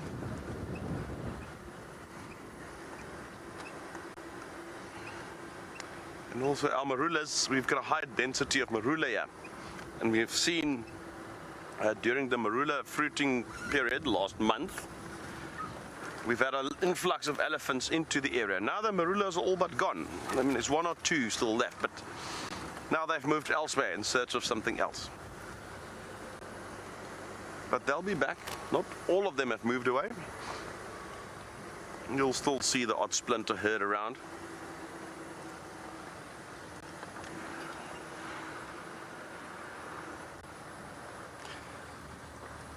Pika and I were also just chatting about Kalamba, you know,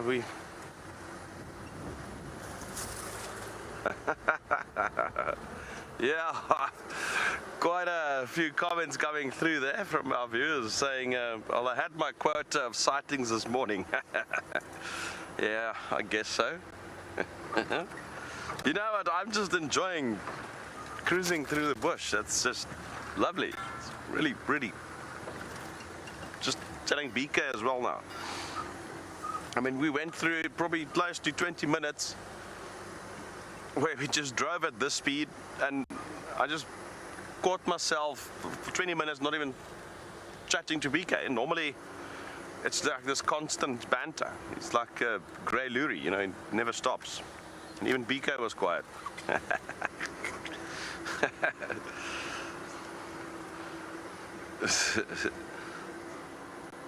Like a babbler. Nah, just kidding. But that's the thing about these drives. Now you can really just look around and just soak it up.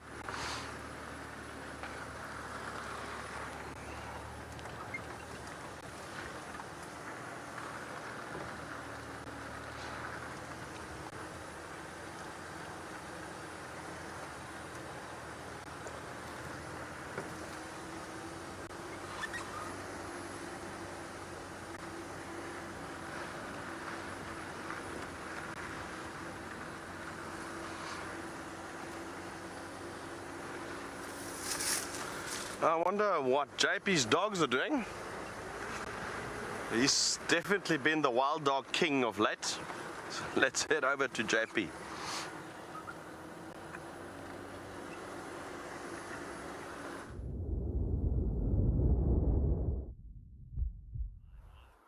Welcome back to Pridelands. We're very, very fortunate actually to be spending time with wild dogs, and especially twice in a single day. I'm really happy that they stayed over here, and I'm going to be even more happy if they're going to start moving. And for me, it's just absolute fun to watch them actually hunting. It's one of those things that you have to be incredibly cautious of, is when you do follow them, but you don't get carried away in a frenzy as well. As quite often I have noticed guides getting away a little bit in a frenzy and getting vehicles stuck in all kinds of awkward places, trying to follow dogs. There's a certain point where you just need to know that you cannot keep up with them, as they do speeds of some, well, up to 77, 88 kilometers per hour.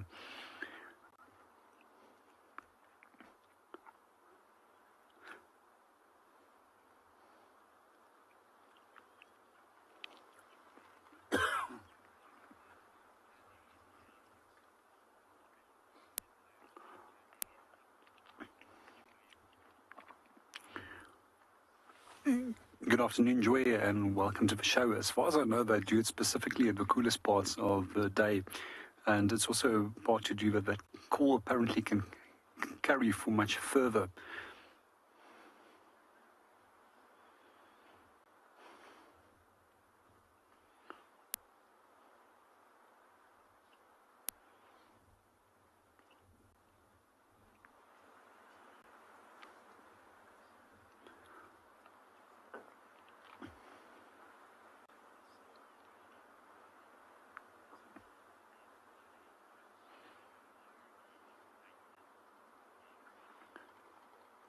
Good afternoon, Barbara, and welcome to the show. And Barbara's question is, how is hierarchy determined?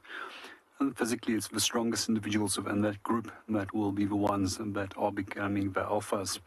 We normally find that females will immigrate into groups and males will stick to the groups. And the most dominant and strongest male is the one that's going to be the alpha male in that case. We also see that alpha females need to be physically larger than other dogs in the group, as they need to dominate other females too, and then preventing them from going into estrus. By keeping the morale low, they keep the chances that they go into estrus also quite low. And it's very seldom that there's actually records of where there's two litters born at once. And it will be definitely the case that the alpha female will kill off the second litter, as in that case.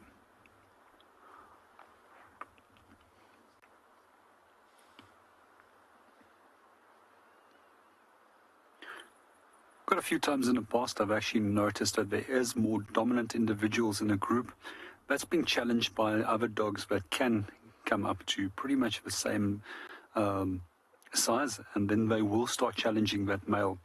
Sometimes over a period of time, they do become successful in actually winning that fight and becoming the more dominant individual, and sometimes they come horribly short. So I just missed out on the question there. I think it was a question that was asked by Val. If you don't mind to repeat that for me.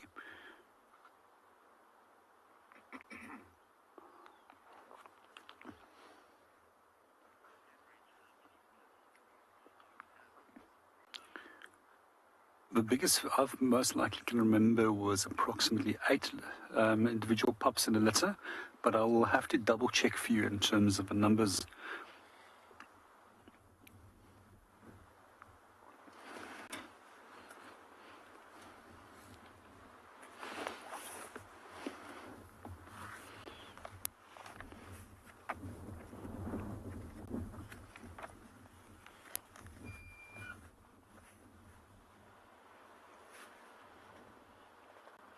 Well, we're still going to stay with our dogs and wait for them to go active. Let's go and see what Chris is up to.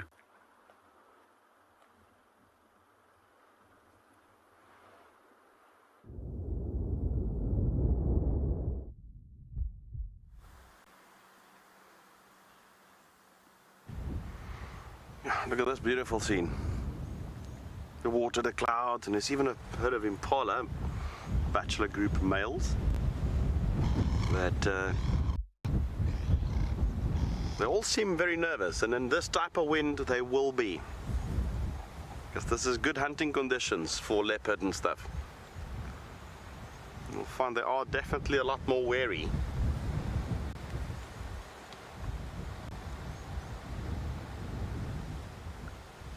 It's a good time to start watching these males, because they are going to start to go into a bit of a pre-rut soon.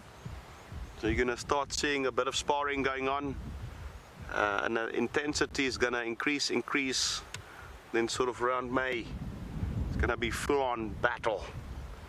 And it's one of my favorite annual events, is the Impala rut. It is just so entertaining to watch.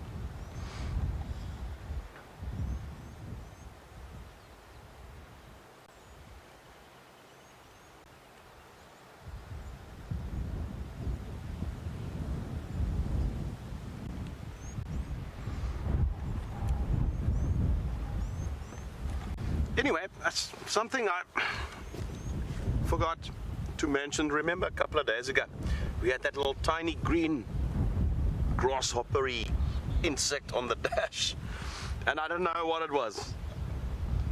And after a bit of digging, calling people, asking some friends, sounds like Who Wants to Be a Millionaire, one of my friends who's also quite a big fan of WildEarth, his name's Ampie Brits from Balule. A good friend of mine. We've got a lot of contact and always chat about bush stuff and so forth, and he and his wife ID'd it as a slant-faced grasshopper. And so it just shows you 22 years professional guiding, and I find something that I didn't know, and now I know exactly what it is. It's called a slant-faced grasshopper. That little green one had, it's about two or three drives ago, myself and Craig were out. Thanks Ampie for that. It's always good to have people you can call, and you know, I've got friends that I call if there's plants that I don't know. There's sometimes flowers that I don't know. Then I've got some other buddies that I'll phone. You know, we're all in this industry together and always like to share our knowledge and stuff.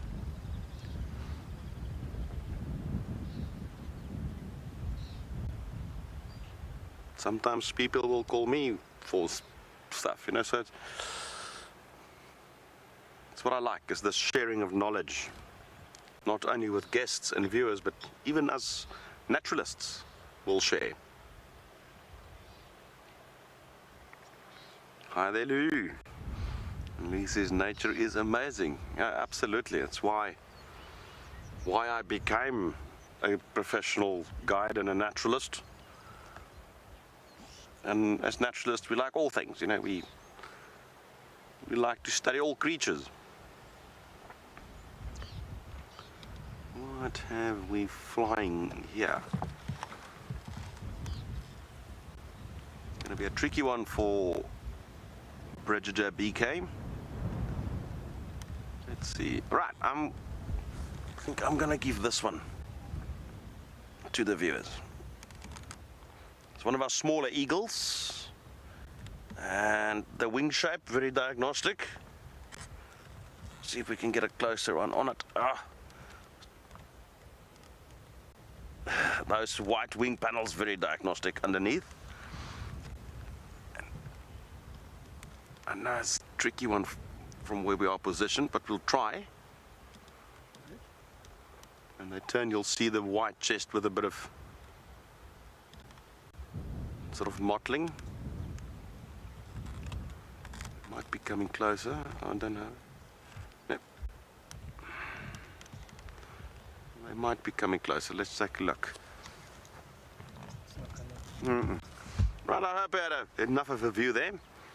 So I've given you a few hints. One of our smaller eagles. It's not a migratory eagle.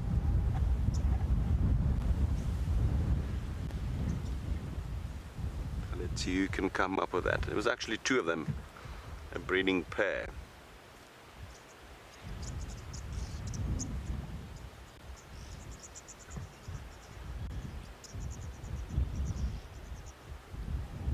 The wind is sure picking up now, hey?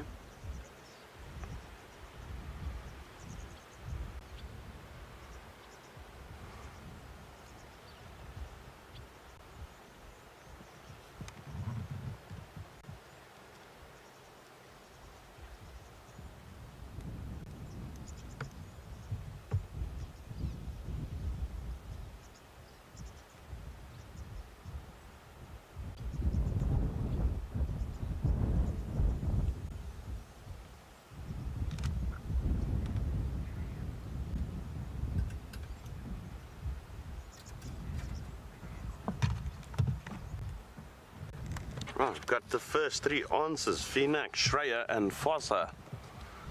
All of them immediately said African hawk eagle. And that is correct. It was indeed a pair of African hawk eagles. It's one of my favorites.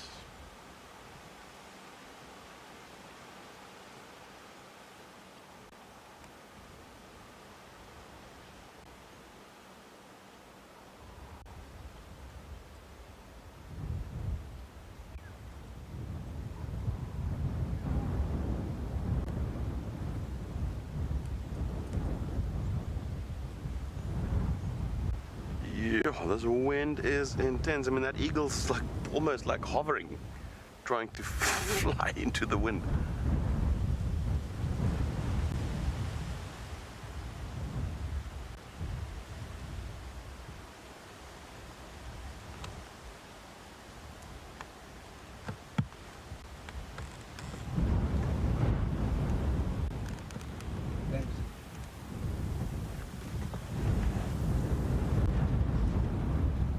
Are loving BK's camera work there.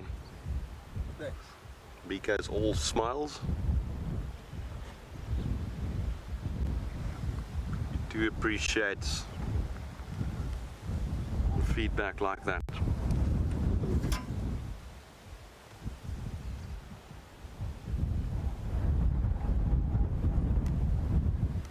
Now, I'm going to try and find a lower lying area with less wind.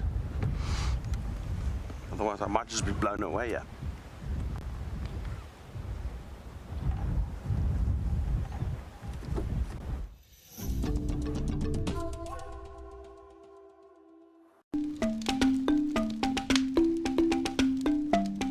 Nothing beats sitting around a campfire at night whilst on safari, listening to the calls of the wild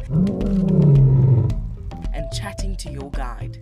If you sign up to be a WildEarth explorer, then you can enjoy this from the comfort of your home. Imagine hearing bush stories from your favorite WildEarth guide and reliving their highs and lows of a life spent in the wild. Every month, WildEarth explorers will be treated to an exclusive fireside chat, special occasions, hot topics, and deep dives into the WildEarth characters. Everything else is just welling up inside of you out in nature. Now, some people think I'm weird, but I have an absolute joy. I have a good time. Now, I enjoyed myself thoroughly today. WildEarth explorers, it's in your nature. The Endangered Wildlife Trust is among Southern Africa's largest and most established non-governmental conservation organizations. Our strategic vision centers on saving species, conserving habitats, and benefiting people. In 2021, the EWT secured habitats, reintroduced African wild dogs and cheetahs into reserves across Southern Africa, and created vulture-safe zones to reduce major threats to vultures, such as poisoning and electrocution. On the 3rd of March 2022, we celebrate World Wildlife Day under the theme Recovering Key Species from Ecosystem Restoration. Standing strong alongside our partners, donors, supporters and friends, the EWT staff have achieved remarkable gains for conservation. Thank you for helping us protect forever together. This warthog is in big trouble. He's got elephants all around. What are you going to do there, big guy? What are you going to do? Oh, he's pretty brave though. Oh man, he's not even moving. Look, that elephant is trying his best, but that warthog ain't budging. That's madness. That's so funny. And we have a winner. The warthog wins the standoff. Expect the unexpected. Yes, welcome back to Djuma Private Game Reserve. Of course, here we are at the main den site of the Djuma clan. Of course, Corky is pretty much here at the entrance of the den site with her cub that we do see now and again popping its head up in it, and it's coming in and out all the time. So let's see. Oh, I think she's just...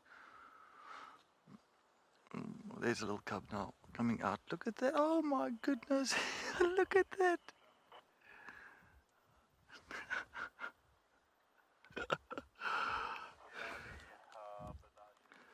Absolutely stunning little one. Oh, this is so beautiful. Hey, look at the little bare face. So of course we still see just one cub of Corky. So of course she's also just had the one. Definitely there's not another one coming through. So definitely that can be confirmed. Ooh.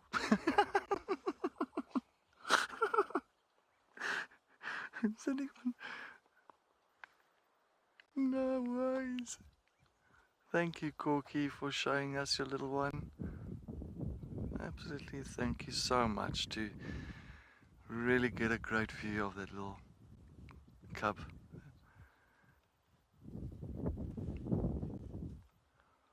So of course now everybody knows that Hart has moved her cub to Intima's den site away from this area. But the question is Ribbon. I haven't seen Ribbon. I haven't seen Ribbon's two cubs for a couple of days. Maybe you folks at home can just give me a better idea on when last did we see Ribbon and her two cubs. Because there's definitely, if it was Ribbon's two cubs around here, they're at that age where they'll come out and investigate and all. But I think Ribbon's moved her den site, not even to Intima's side. I think she's got another. There might be even a third den site in this area. I think we need to really kind of start looking around at those other den sites that they used to use. We might be lucky to find where Ribbon's gone to.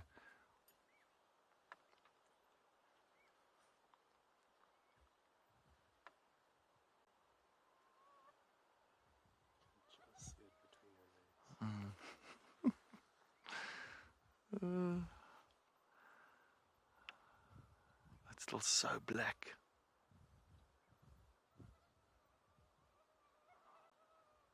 Oh, that little one's about 2 weeks old now.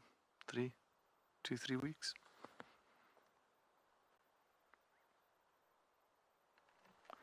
Now, it's funny that that the others have moved out. I wonder if they didn't have like a bit of a, not confrontation, but just felt that there was too much pressure at the site itself, and then of course Corky's cubs is too small to really move around too much, and she stayed at this den site, and that's why Ribbon and Hart decided to move their sites or their areas for their cubs, and just to take less pressure off here around here now.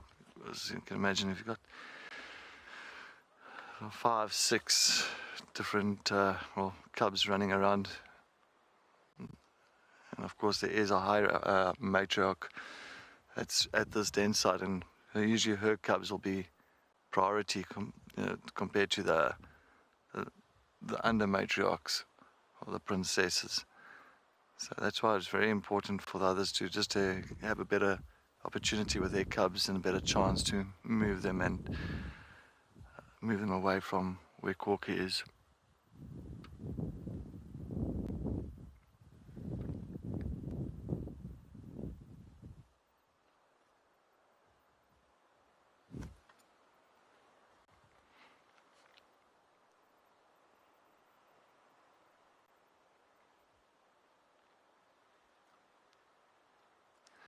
Yeah, but don't get me wrong, of course, if they do meet up, they do meet up quite often, almost every night if they have to. And if they have to really gang up on lions, for instance, on a kill or something like that, they will definitely, call each other, doing the whooping, that whoop, do that, and then all of a sudden they'll start contact calling each other, and just to get together and have numbers if they have to push something like a lion, or even wild dogs, or even a leopard as well. If there's food available and they need it, they'll help each other. So of course they're still a clan. You must remember they're still connected as a family unit.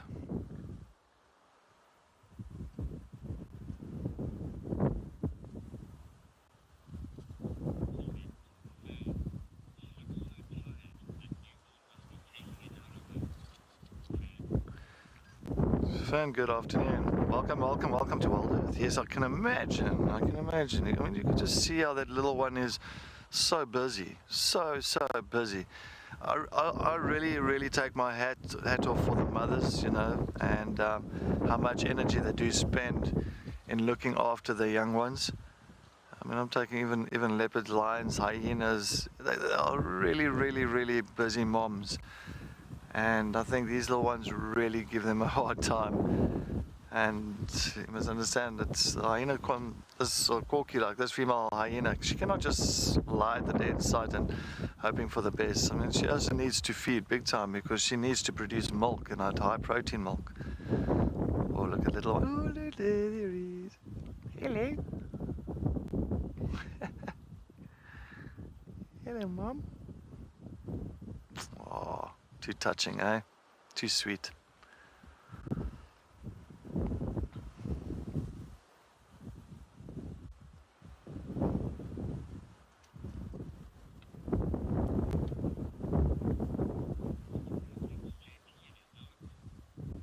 We're just going to sit here for a while, admire the whole corky and the little one. Let's head back to JP and his wild dogs.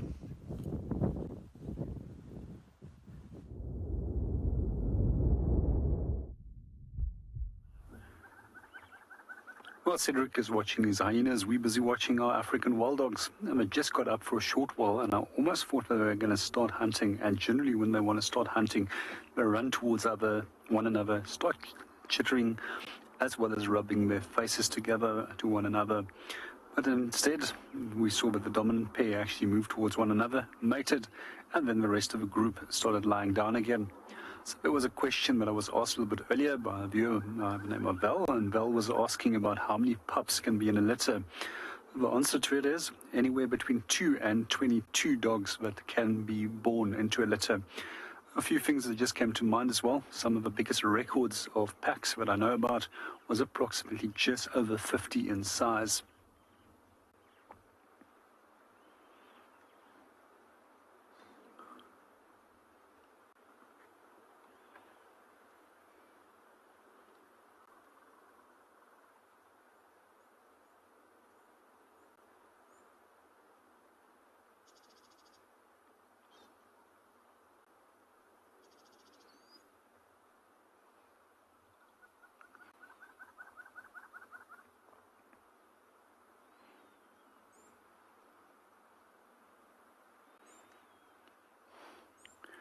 We're going to hang around here a little bit longer. Hopefully the next time that they do jump up, it's not a false alarm and they'll actually start doing something. I'm really excited about the prospects that they are going to go out on a hunt. It's just amazing to follow them.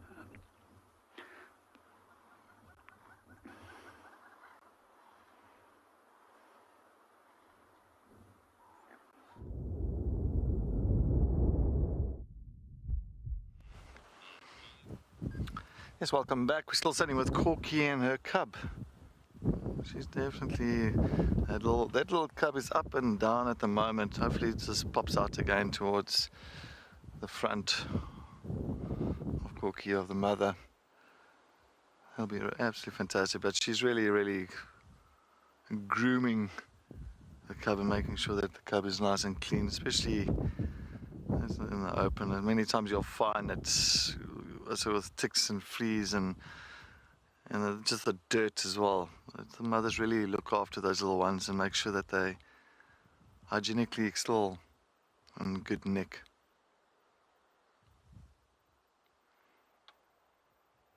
I think you just see the little furball at the back there. He's still moving. I just see like a little paw that went up there.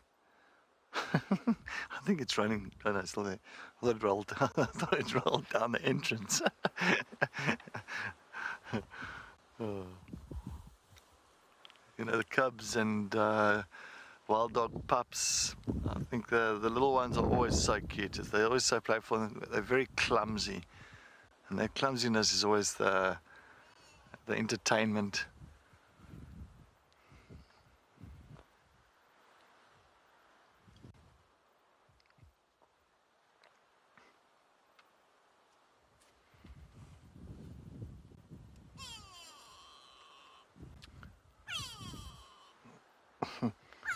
And the bird you're hearing up now is pretty much the go-away bird. Of course, Corky's not loving that. It's just above her. Just above her. Of course, this go-away bird came to nestle on top of this dead branch and saw the hyenas and started giving that call off, that go away, go away.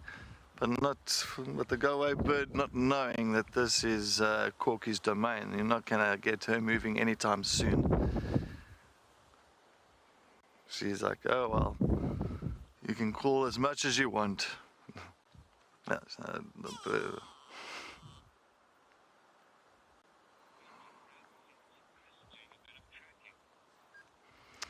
No, we'll still sit here. Let's head back, or head to Chris. I think he's going to give you an update on tracking.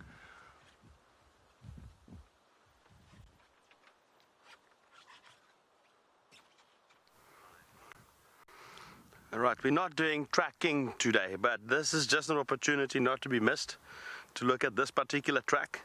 And this was moments ago, I'm certain, because there's a lot of traffic on this road. But look at this. This is massive. Let's just put my hand down here. Look at that. Now, this is a snake. Now, from judging from the size of it, it's probably quite a massive snake. Probably I would probably think a big black mamba, or perhaps a big snouted cobra. And remember, I have not seen any big snakes lately. So what you can look at, what I want to do here is to show you. So this is a typical, what we refer to as serpentine movement, which is a fast movement in terms of snakes. And how to determine the direction. You can see these little ridges. Those are usually when they start pushing themselves forward. So that will show the back of the track. So if you look at here, he pushed himself forward. There, thrusted going left. Here, thrusted going right. You know, you can imagine that serpentine movement. So therefore, that snake has gone in that direction there.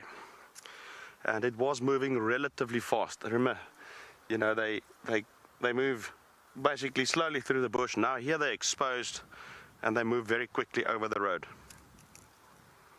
Well, just a quick one there, and let's head back to Corky's cubs.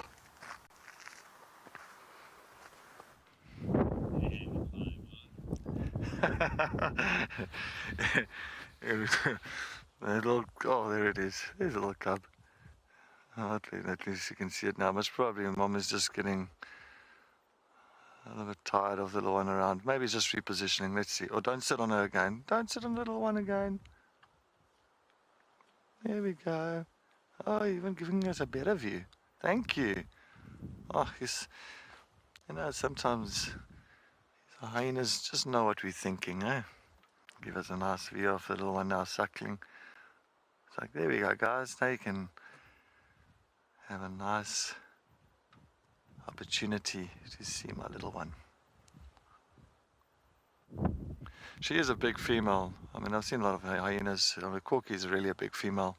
It's amazing how much bigger the females are to the males just by the testosterone and just because they dominate the clan itself.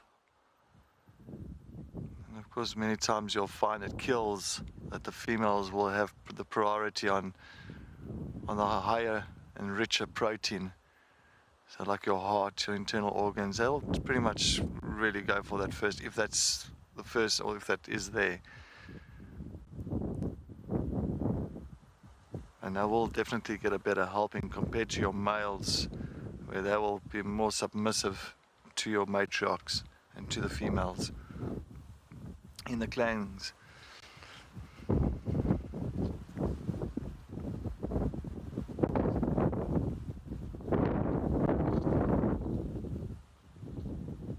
If I'm not mistaken, I think I just want to double check how old.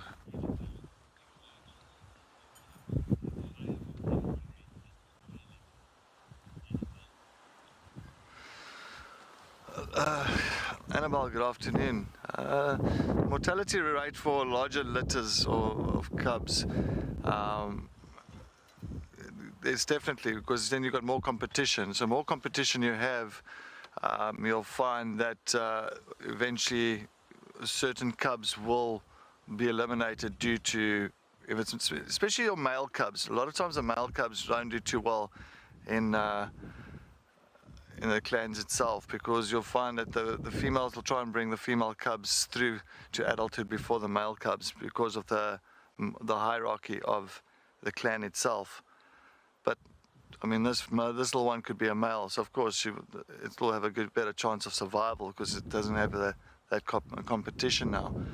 So the mortality rate for me, I'll assume it is less if there's not so many cubs present compared to it's just the one, and she can focus on just that one.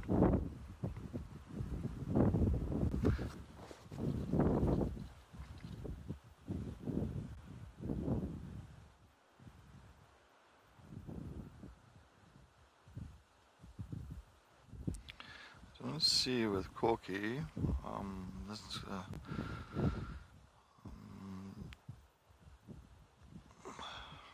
So Corky's pretty much around about 13. She's about 13 years old, this female. So remember, the hyenas can get up to about 20, 22. They actually can. There's a case of a hyena that got up to 40 years old, I was reading. And well, I'm sure that must be a hyena in captivity. But yeah, hyenas for your predators like lions and leopards and dogs, hyenas pretty much can get older than most of the predators around here.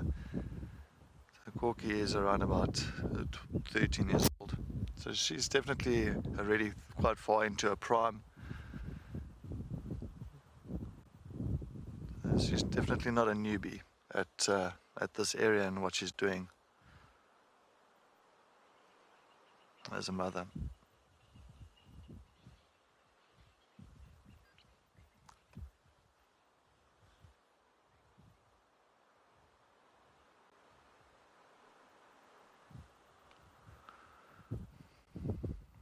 Yeah, and just a quick update as well that about Thandi. Unfortunately, Thandi did go into Chitwa Lodge, and no luck that side.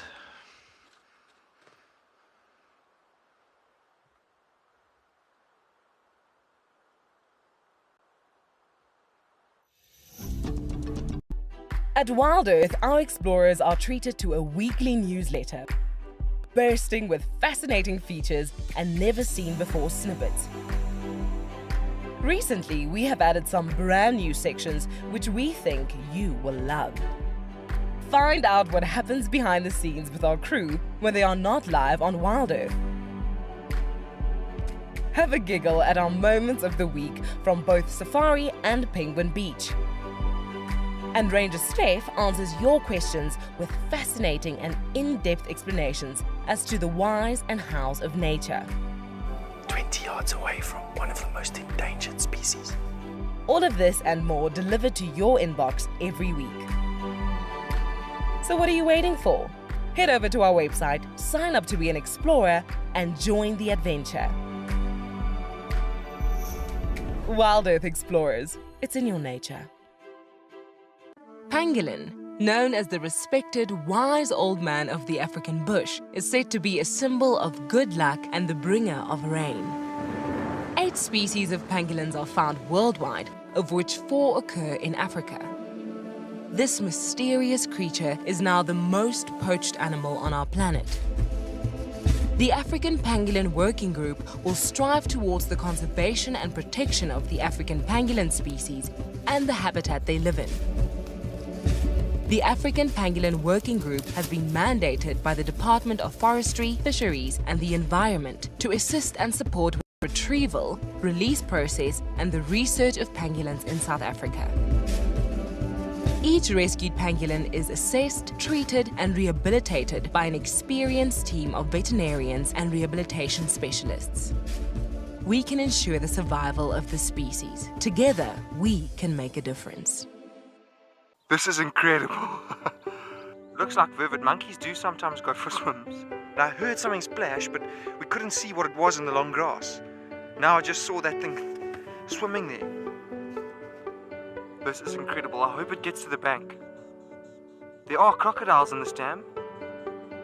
And it looks like, you see that monkey climb up into the tree? Wow. Expect the unexpected here on WildEarth daily.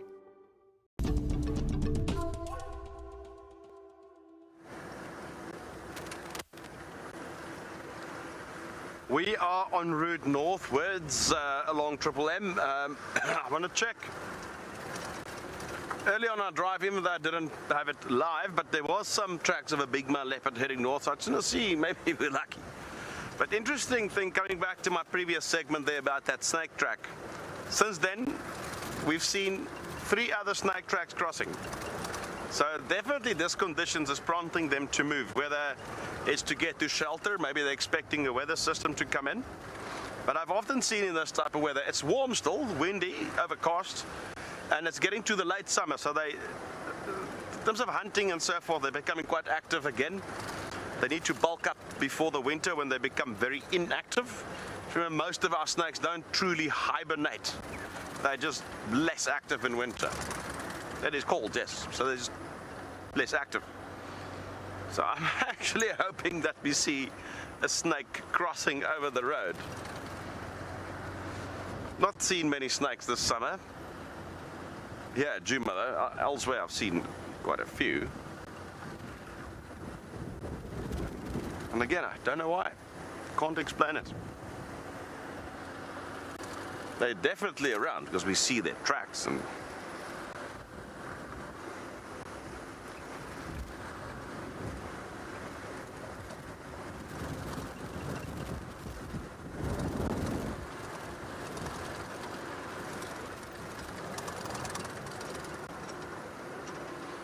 yeah, sometimes driving these boundaries can yield sightings.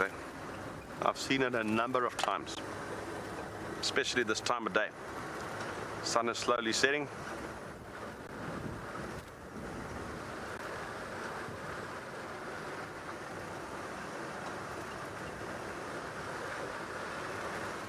Good day, Jerome.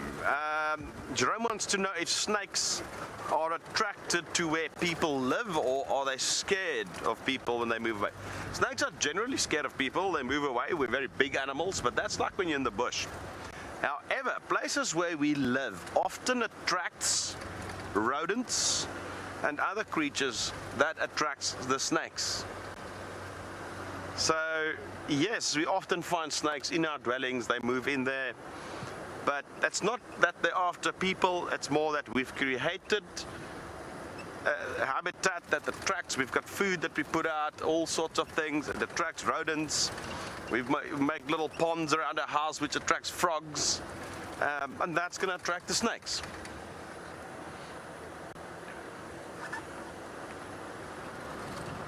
Sometimes they're just looking for shelter and they think, oh, there's this big building, let's go and check what's in there. Oh, this is nice and warm in here.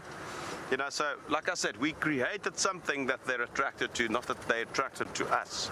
When you walk in the bush, most of the time, snakes will be long gone even before you see them. They feel the vibrations in the ground and they move away. Remember, they're not designed to kill big animals like us, even pythons. You know, they can feel that the vibration approaching them is something big. All right, things like spitting cobras and puff adders are less reluctant to move away. Puff adders will try and first rely on their camouflage, and when you get closer, they'll warn you by doing that loud exhale.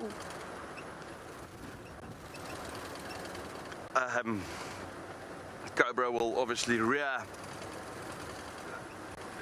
and if you still don't heed that, they can actually spit the venom, or squirt the venom rather, through their fangs. But generally speaking, snakes will rather try and get away from us than confront us.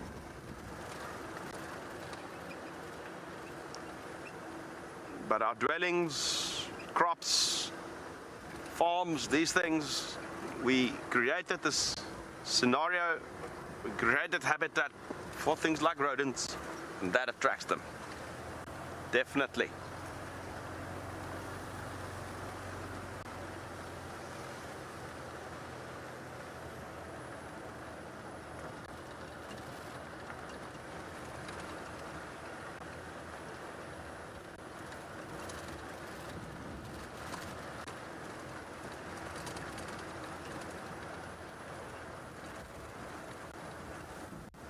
Good day, Liv. Liv wants to know what's the most common species of snake around. The ones we see would be puff adder and probably Mozambique spitting cobra. If we look at the larger, more dangerous snakes, I would probably say the Mozambique spitting cobra by far the one that we see the most. There's a good number of puff adder around, a fair amount of mambas. Some of them are quite common but seldomly seen, things like centipede eaters. They live underground, like the stiletto snake. They're actually very common, but they seldom emerge. Usually when it rains, you might find some of these subterranean snakes coming out. So I'm specifically using the term the more commonly seen ones. So then it will be probably Mozambique spitting cobra.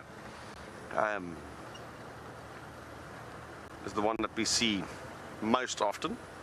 It's also the snake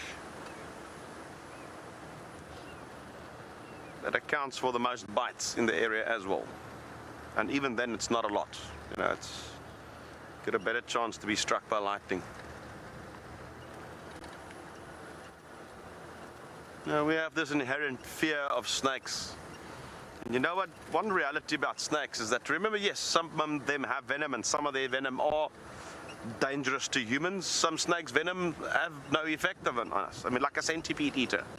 Its venom is designed to kill centipedes, not harm humans. You know, so while it's a very good venom that kills, the chemistry around it is effective to kill centipedes and other arthropods, but the chemistry is not really good to do anything to us. But anyway, remember that venom is in fact modified saliva. It's a protein-based substance, and it therefore takes quite a bit of their metabolism to manufacture. So they're not going to bite wherever they can in order to defend themselves necessarily, randomly, aggressively. They want to utilize that because that anchors their prey, and in some case, certain snake, it helps digest their prey. So, and it uses a lot of metabolic resources in order to produce that. So therefore, they're not going to just dish it out randomly. Often people get bitten by snakes and there's no envenomation, so-called dry bite. They can control the venom. So around the venom sacs there's muscles, so when they bite, those muscles contract, squeeze the venom through their fangs, much like we control the plunger of a syringe.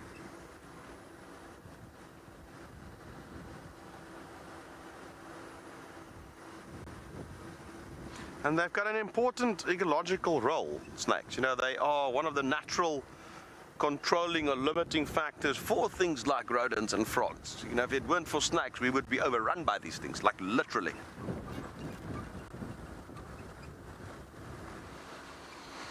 So they're not all that bad.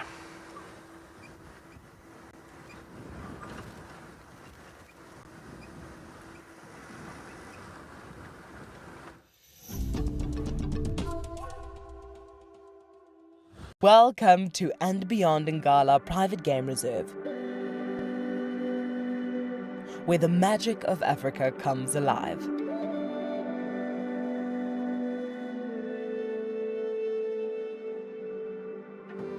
We are privileged to once again include this magnificent reserve and its array of animals to your screens in our daily live safaris. On a live drive here in the African wild. To celebrate, we are offering an unforgettable 3-night stay for 2 at and beyond Ngala Safari Lodge for one of our lucky explorers. Tucked under a canopy of mopani and tambuti trees, Ngala Safari Lodge offers a variety of activities such as twice daily game drives, intimate wildlife encounters, eye-opening bushwalks and much more.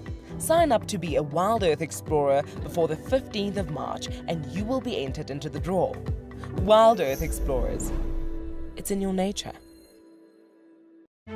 Cape Nature is the chief custodian of the Western Cape of South Africa's natural environment.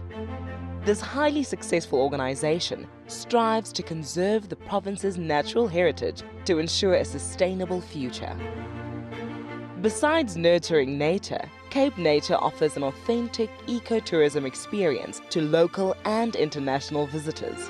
And one of these experiences is walking amongst the penguins at Stony Point, or as we know it, Penguin Beach. WildEarth broadcasts live from here every day and is very privileged to be partnered with Cape Nature, who have focused their conservation efforts here. If you want to visit these iconic black and white African penguins for yourself, then head over to our website to find out more. Cape Nature. Conserve, explore, experience.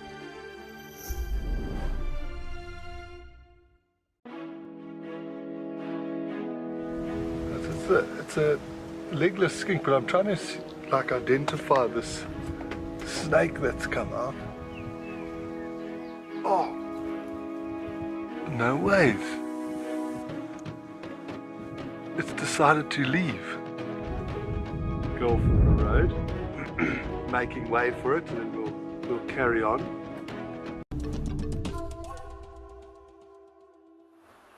Welcome back to Pridelands. We're still watching our dogs, and every now and then they're still getting up, and every time we see them repositioning somewhere else or just making themselves a little bit more comfortable. One of the dogs has just lifted its head now. One of the things that you normally just see is those big ears sticking out as if they are listening to what's going on around them.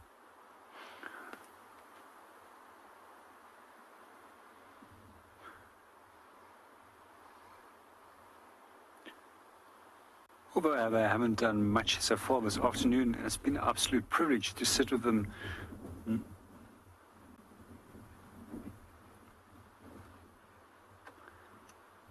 Good afternoon, Bob Champion, and welcome to the show. It will virtually be impossible that they can crossbreed because they don't belong to the same genus here, Evan.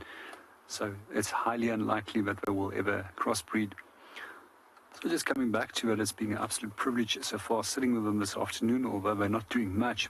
It's quite often the opportunities that I've had over the last year with WildEarth is to sit still for prolonged periods of time with animals, quite often without other vehicles moving around, and seeing animals actually doing what they normally should be doing under natural conditions. I've also learned a lot about behavior, which we normally would not pick up under the conditions where you would view them with guests. Sometimes we do find that guests can be a little bit noisy. Sometimes you find that guest gets bored after a while. And then you also get the opposite end, where you get die-hard safari goers that will sit with them for all day long. And quite often you find, especially with new safari goers, that they would like to go and see something else. And you generally tend to move from one sighting towards the next sighting, as well as discussing as many as possible interesting things that does come your way. It's also fun for me to often just sit here with a book and watch them, and then go through specific behaviors which you can find in your animal behavior books. And every now and then, that's precisely when you actually start learning something that you've never seen before. Or just simply reminding yourself of things that you have forgotten. Because the reality is, as guides, the more that we learn, the more we discover that the less you actually know.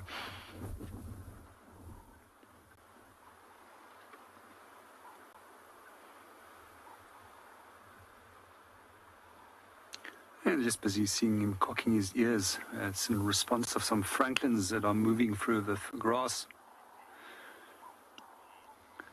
Good afternoon, Jean, and welcome to the show. And there's a number of reasons why we find that canine distemper was introduced in the early part of the century into a large amount of conservation areas. We also see that dogs were persecuted for the purpose that they were seen as vermin, and that they were very simply to feed on the animals that they were trying to protect in conservation areas, such as a wide scale of number of antelope species. And the dogs were often eradicated. And in one account, I can remember of a book that was written in the early parts of 1900s, where they just simply said where the rangers actually dug up the pups and killed them too after that the adults were killed. It's not the only predators that were eradicated from large conservation areas.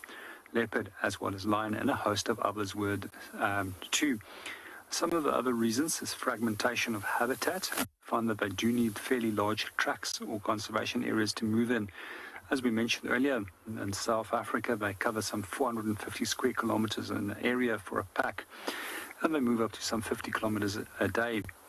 And in East Africa, they need much larger conservation areas which is pretty much 3,500 to 4,500 square kilometers in size. There's also a number of other reasons. We also find that they also quite often get themselves caught in snares.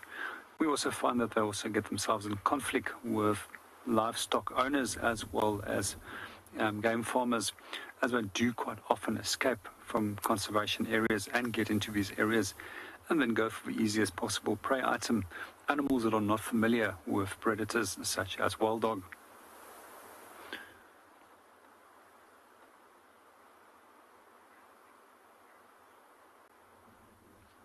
Well, we're going to stick with them as long as we can, and let's go and see what Chris is up to.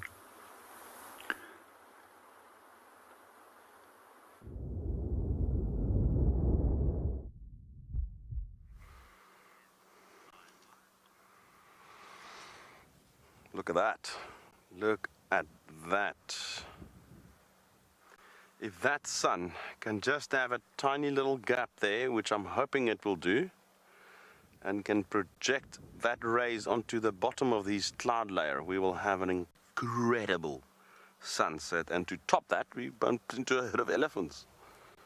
Seems like quite a big group. I can hear them all around us. And there's a big bull in between us. Not this one. This is just the one closest to us. Wow, no, they are all around us. And the big bull will probably come into screen soon.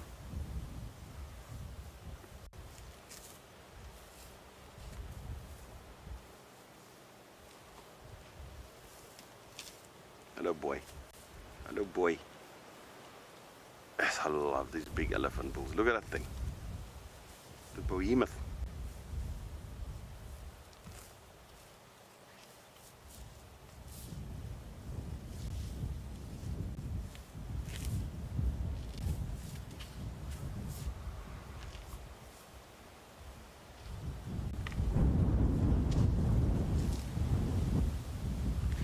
I really hope the sun can get a gap. As you've seen earlier, we will have the most incredible sunset if that happens.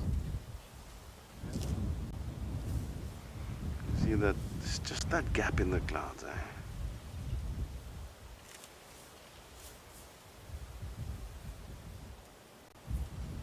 No big guy.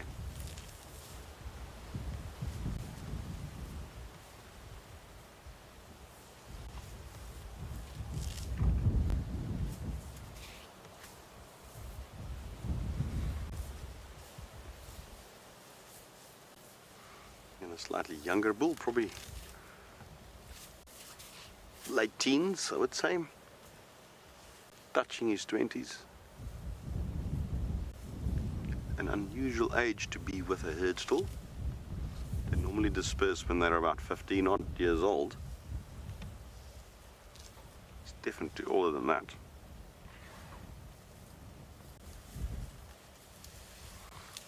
And that big bull will tolerate his presence as long as he's not fooling around with any cows.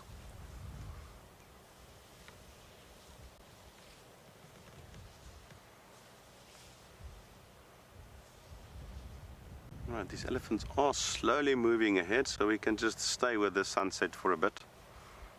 We will We'll be able to catch up with those ellies soon. This is too precious to move.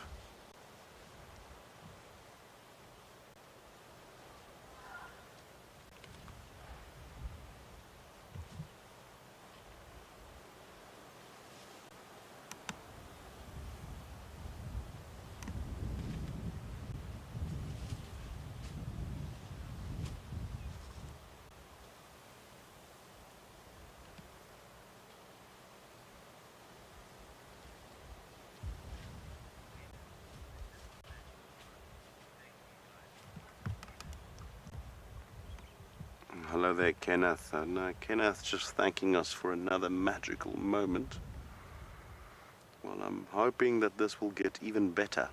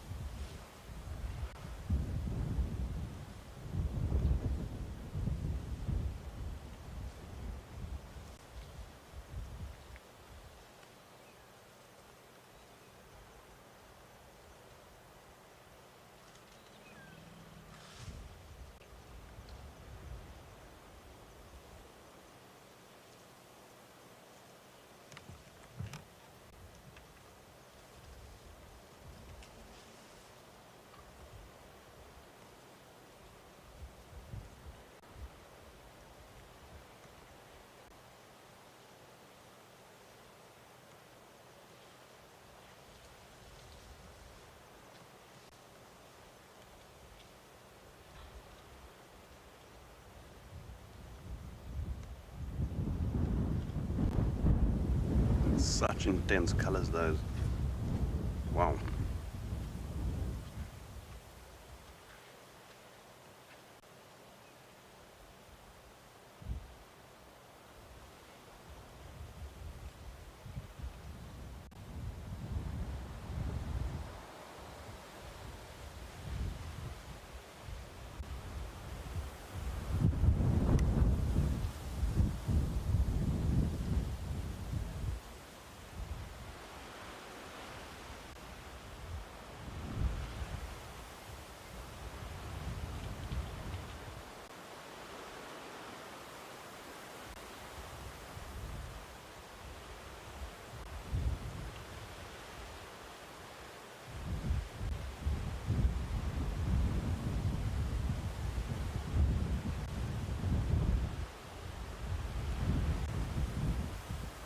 Hi, Benniken, who says the sky is on fire, and I was thinking the same thing just now. I was thinking the exact same thing. That is absolutely gorgeous. It's just this tiny little film of color on top of the horizon there. But it's intense. You can just see the mountains in the background, the Drakensberg, the northern Drakensberg. It used to be called the Transvaal Drakensberg, but just look at that. Look at the sort of layers. That's just so pretty.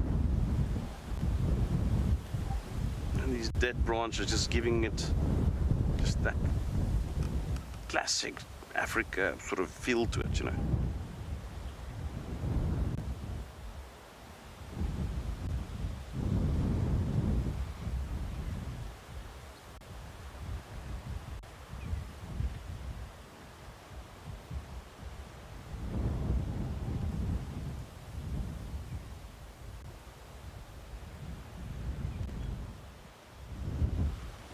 I'm just going to sit here for a moment and two to see if it intensifies and what the elephants are doing.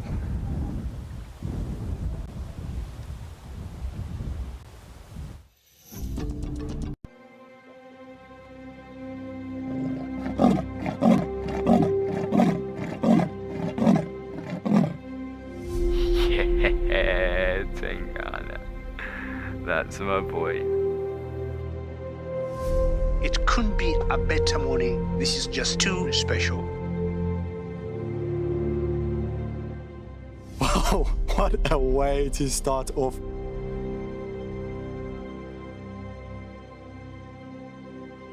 Bright colors, and it attracts the insect to the flower, which is exactly what we're watching right now. This is so exciting.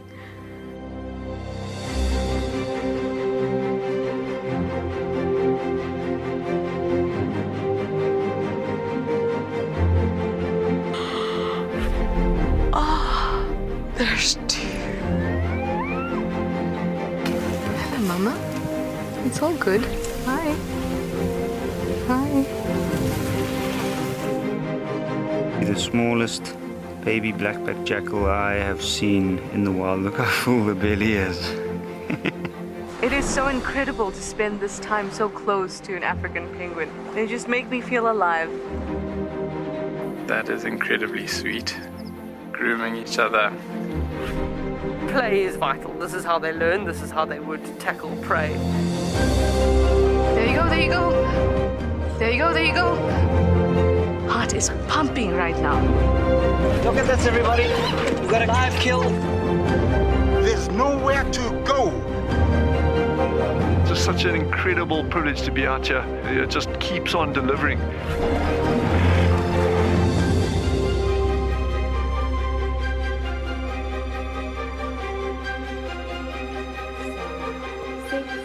Five, 4, 3, 2, 1. Live.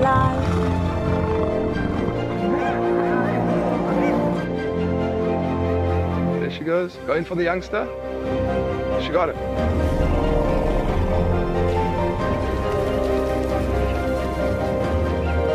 That's what I'm talking about. Look at that. It is insanely good footage.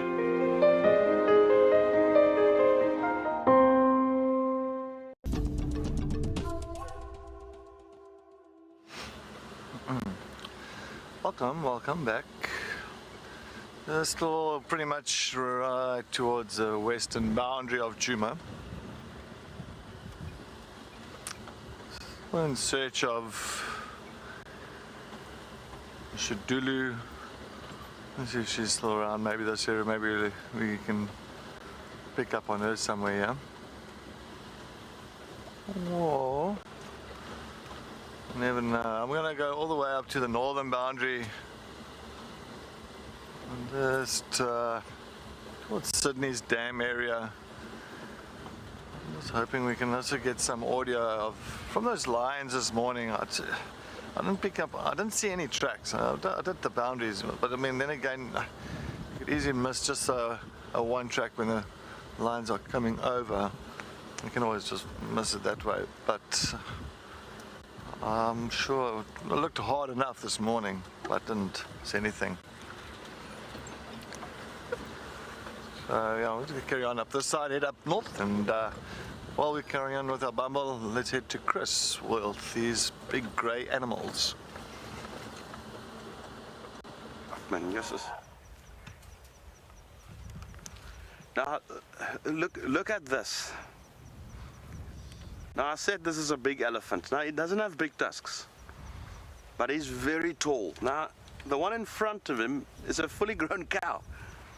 Now, just look at how much bigger it is than that cow. And even though the tusks are not massive, I mean, they're big, he's not a young man, this. You can see those temples are deeply sunken. See how stained the tusks are. You know, he's just not genetically a big tusker, but his body-wise, yeah, he is a brute. And I mean, the cow in front of him is not a young cow either. She's definitely not a young girl. Just look at that. I mean, that is a massive elephant. You can see those temples on the sides, very deeply sunken, like I mentioned earlier, and that's a sign of age. This guy's at least 38, 40 plus, in his prime. Probably the reason why he is with this herd.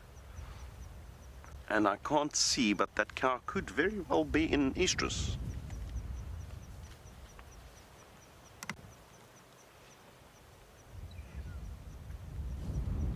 Ah, that's just impressive, eh?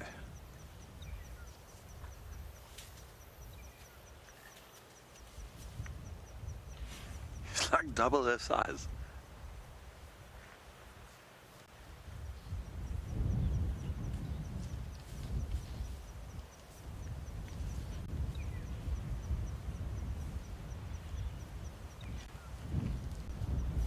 I mean, he must be close to 4 meters tall, that elephant.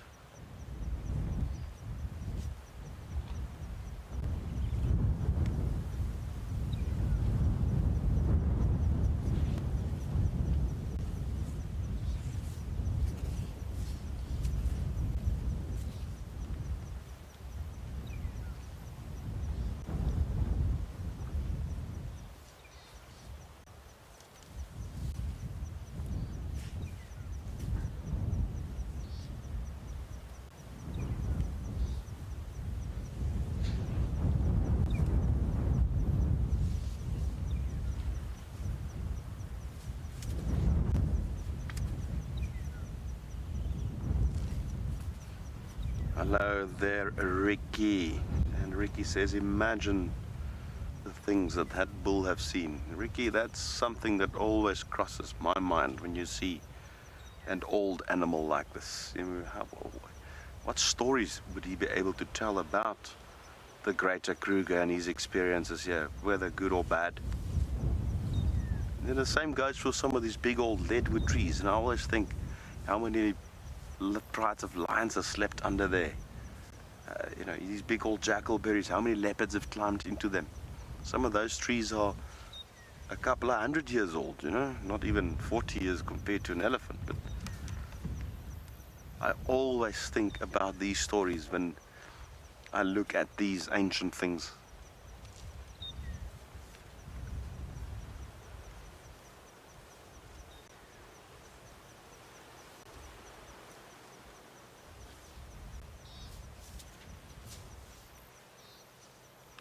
This bull could well be as old as I am, if not slightly older. I'm 43 now, and he could very well be my age, even older.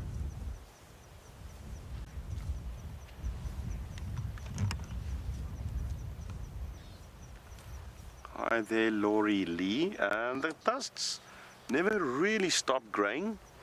The rate will slow down. Usually about 35, 40, then it grows very slowly. So then you'll probably find the net length of the tusk will decrease because the rate of growth compared to the rate of wearing down is not the same. So they tend to become rather thicker than growing longer. But it varies with each and every elephant. There's a lot of genetics at play there. And you can even see the tips of these tusks. They're very blunt, you know, it's been worn down quite a bit. Now he's just gone into that quarry thicket there. And here comes another young bull. A couple of young bulls around here. But they'll be very wary of that old man. They're not going to try anything with any of these ladies. They're way too young still.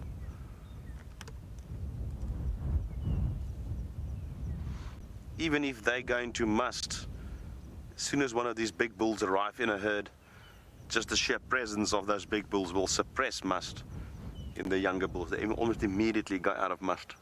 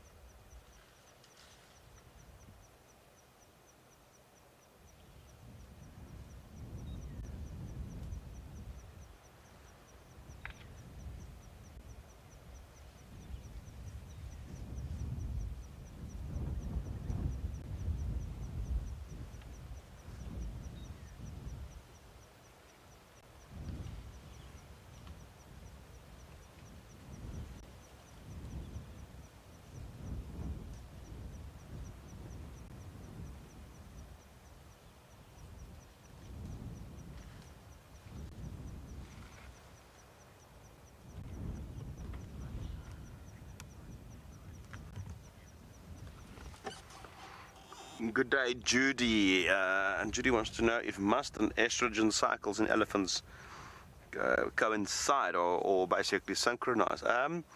Not really. What would actually happen is when females go into estrus, they will actually literally advertise it vocally, and we can't hear it. It's one of those low frequency sounds. It's actually called an estrus call, and bulls in the area that can pick up on that audio, combined with the scent that they leave, obviously through urine and so forth, will then respond to that. And that could be both bulls in must or bulls that are not in must. So this is one of the key differences between African elephant bulls and Asian elephant bulls. Asian elephant bulls will only seek females when they're in must. African elephant, the bulls can also mate even if they're not in must. Although, if you have a scenario where two big bulls respond to such calls, they will then, the bull in must will usually take preference if they are more or less the same size. It immediately makes him rank higher because they will be much more aggressive. So remember that elephants don't have any particular season, so as soon as a female has given birth and she's weaned the calf, immediately go into estrus. So there's almost at all times within a herd somewhere along a female in estrus. So these bulls will basically seek these females out when they're, put it this way, when the bulls are in must, they will actively go and look for herds where there's females in estrus. And they'll spend some time with them, mate with those that are in estrus, and often then move away, find other herds, and do the same. So that's an ongoing sort of thing. So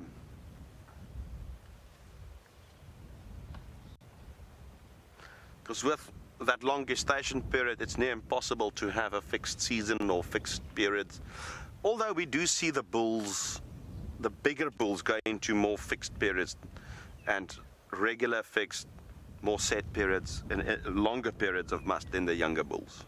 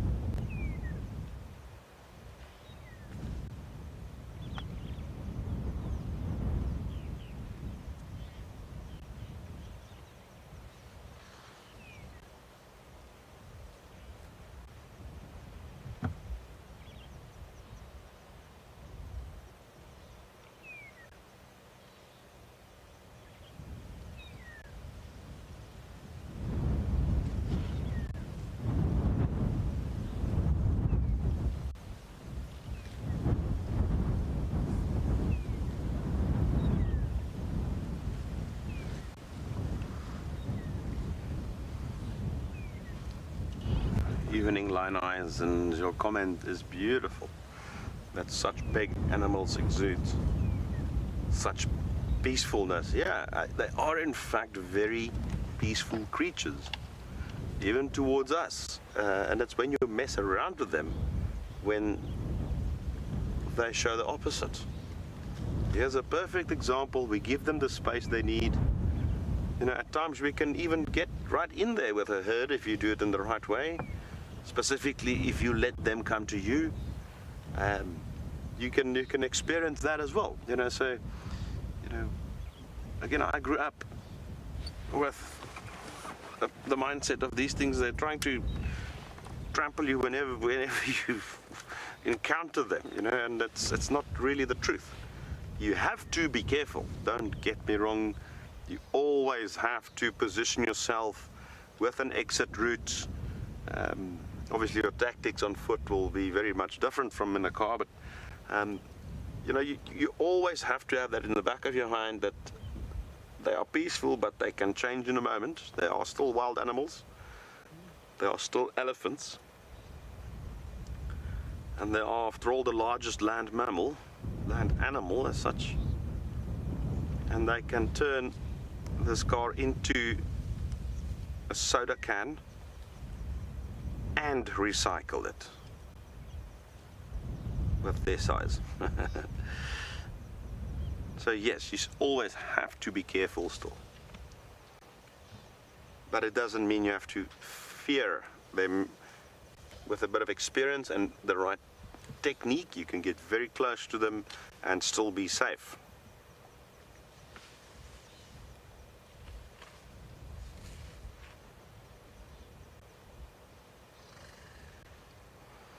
Whenever I'm involved in training new and upcoming guides or mentoring them, this is the exact same thing, you know, that you need to read the situation. You know, don't go and look for trouble. This is what I always tell them. This job is dangerous as it is. You don't want to go and tease the devil, you know. But having said that, I've had sightings of elephants right around my car, which was very peaceful.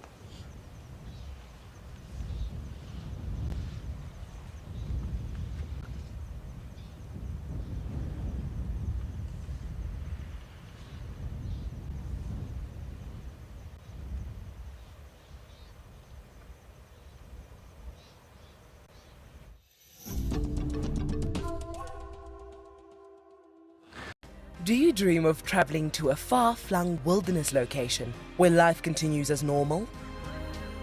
A place where you can escape to nature and breathe. If you become a WildEarth explorer, then this could soon become a reality. Subscribe today and stand a chance to win regular travel prizes. WildEarth Explorers, it's in your nature. From the biggest land mammals to the silent and tall crossing the plains, the small burrowers to the waddlers on the rocks and the small creatures in the sea, all things bright and beautiful, all things great and small, our wildlife spans across the world. It's vital that we protect and preserve. Join us in celebrating the wildest side of life this March as the 3rd marks World Wildlife Day. The thing I love about Russ is that she's taking good care of us. She gets us to sightings, like we drive over big blocks. The most memorable experience with Wendy was 2 nights ago. In fact, last night, when I had a flat tire right in the middle of a herd of 400 buffalo and had to change it right there and then. That was by far my most memorable experience with this trusty old girl. The only tough experience on Rusty would be to forget to charge her. Well, she's only broken down with me once, and it was basically just a loose steering rod that we fixed in the field. We use big batteries to power up everything, so if it happens that you don't charge it, she'll die on you, eh? Since then, she's treated me very well. She's taken me into a number of sightings, and it just seems to keep going. Stanley is such an awesome African penguin, and personally, my favorite. I love Stanley because of that amazing plumage variation, that beautiful broad black breastband with the cutest little white heart directly in the middle. And Stanley plays hard to get, but we are so happy to have him down here at Stony Point and can't wait to So yes, as you see, we are still on Triple M North. We're still going north. We're still heading towards the gate, Curry Gate. And then I'm going to go east along the Warthog boundary. I'm going to try and switch off along the boundary that side and listen out again for those lines that we did here last night. And of course this morning they did pick up on the lines on the audio on the dam cam. So I'm just going to go out that side and listen out, especially that area, some of the areas there is quite lofted, so it's easy to, not easy, but it's much better to pinpoint on where that noise is coming from and how far. So we can just try and work out on how far, or maybe for tomorrow morning, where we can start working to get some lions for you folks at home. I did see today there was an update about Dark Mane from the Evoker males. He is in Londolozi by himself. So I did see the updates about Dark Mane.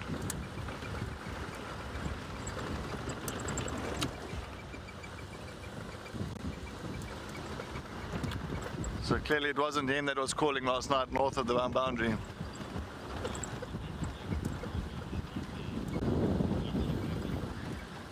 Hichi or Richie? Gichi Gumi. Good evening. Welcome to WildEarth.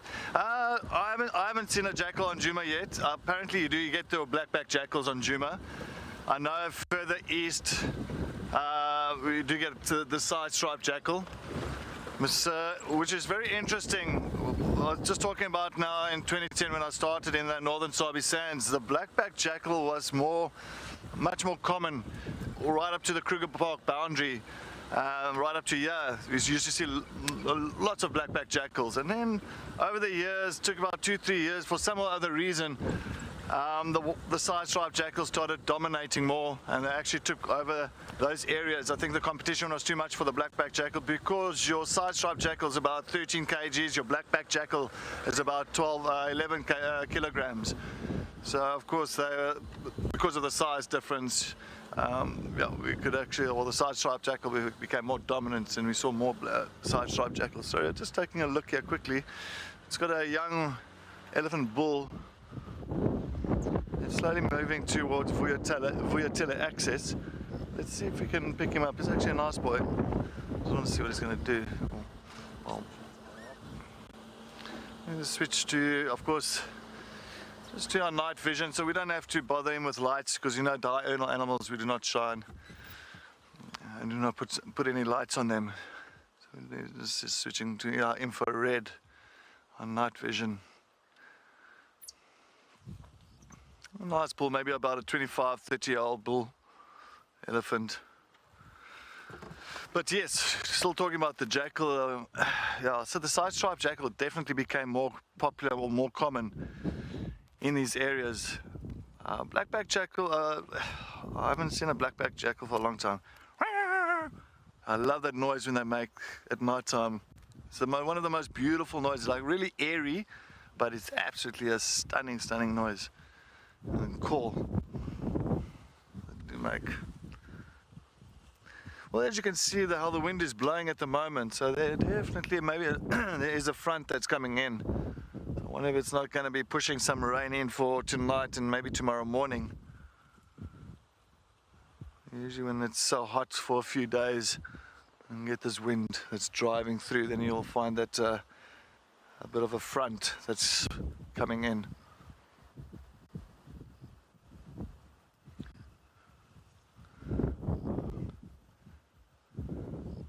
I think he's going to move further in now. He's enjoying his last bit of sundowner snacks. Of course, these male elephants do most of the time move around alone. Sometimes you'll find the younger ones joining. Just the older ones get to gain some experience, but a lot of times you'll find the male elephants by themselves.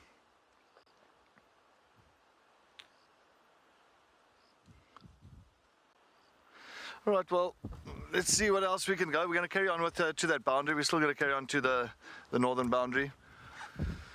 And we're going to see if we can just get to a point where we can just stop and listen out for any lions that's calling, because it is getting now dark. Well, it's pretty much the ideal time now. It's time to listen. But while we carry on to the northern boundary, let's head back to Chris and see what he's up to with his elephants.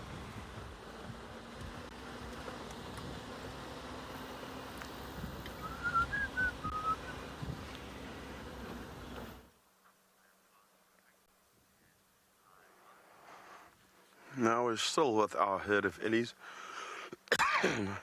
Sorry. They've been blocking the road. And the big guy just walking down the road. I'm just letting him do that. He's got the weight advantage here.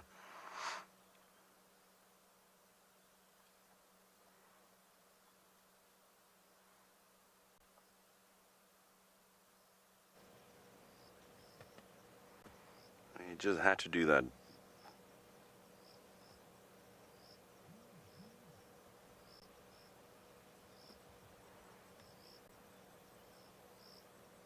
No manners, eh? Well, I guess if you're a 5-ton animal, you can pretty much do what you want.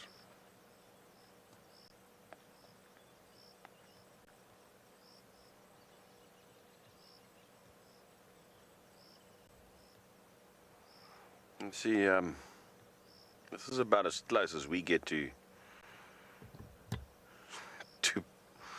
peak traffic. Rush hour.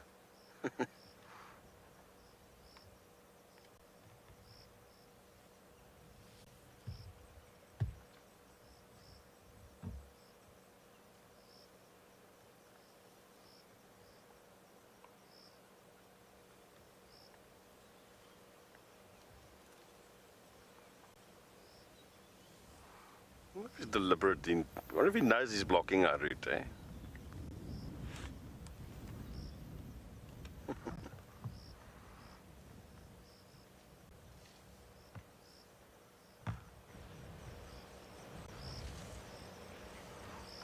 Good day, Vanessa. And Vanessa says there's something about elephants in the dark. No, I agree. It's quite an experience. We have moved into IR, even though there is still some ambient light around, so I can still see most of the elephants around. So I'm not a fan of viewing them in total darkness, purely because even though we can have the IR, I still need to have a 3-dimensional view around me to make sure that there's none of them causing trouble behind us. However, on full moon nights, that's when I often try and set up a sighting when I have guests, and because you can actually see them in full moon. It's our full moon is extremely bright, yeah. Added there's no clouds, but at the moment there is a fair amount of ambient light that still remains, so I can see them. It's just not enough to be on the normal color mode on the camera, therefore we had to go to IR. Don't use any artificial lights on them. The IR is fine because it's an infrared light. What we see is total darkness, the same with the elephant. So, but I'm referring to normal white light. They don't like that. They do not like being shown upon by these artificial spotlights.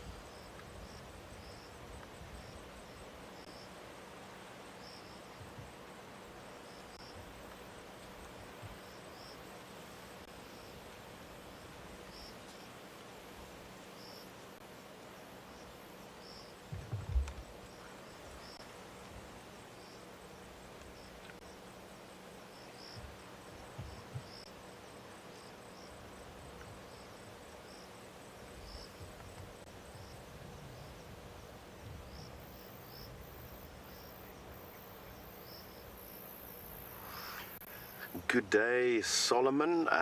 He wants to know if elephants hide away when they give birth. Not necessarily hiding as such, but what would often happen is it's a big social thing within a herd. You'll find that a lot of the cows will surround the cow that's giving birth to form a protective layer.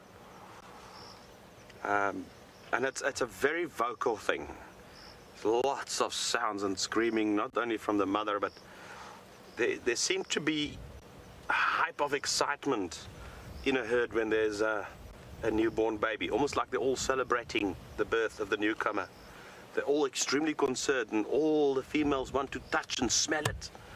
You know, you can imagine going to a relative who's just had a baby and all the women wants to kiss the baby and hold it and so forth. So it's very much the same thing with elephants. They're very excited when there's a newborn, and they all like, you know, but it's more like a perimeter that they form around it. Like you'll find that the cows in between, there's this wall of elephants around it. A lot of the time they will move to thick areas for that. You know, I've seen that. I've only seen an elephant give birth once in my life. I have seen footage of it, and I've also been to sightings where they've just given birth. I mean, Steve and I had the similar experience a couple of months ago, right here at Djuma. Boy, we just got to, he had the morning, I went there the afternoon, same elephant.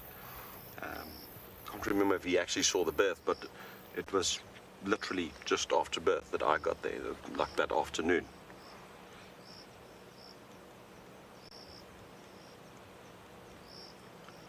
Wow, that was one for the books. Definitely one of the better elephant sightings I've had in a very long time. I'm going to slowly but surely move forward, check if they've moved off the road. So I'm just going to do it very, very slowly.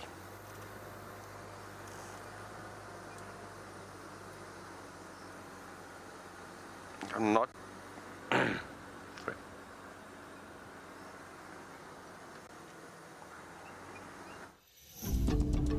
When on safari, there is nothing better than an evening spent under the stars chatting around a fire, with the sounds of the wild all around you. If you sign up to be a WildEarth explorer, you can build your own memories by joining our guides for regular fireside chats. Subscription payments can be made by PayPal, credit card, and now bank transfer. WildEarth Explorers, it's in your nature. This is Picky Plastic, and Picky Plastic is excited about the Global Recycling Day.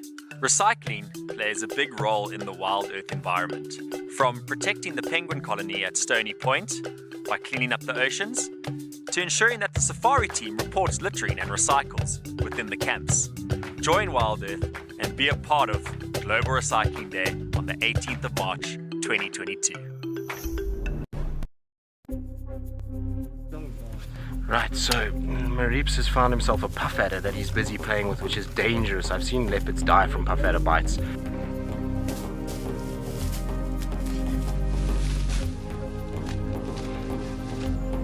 I think he got hit on the paw.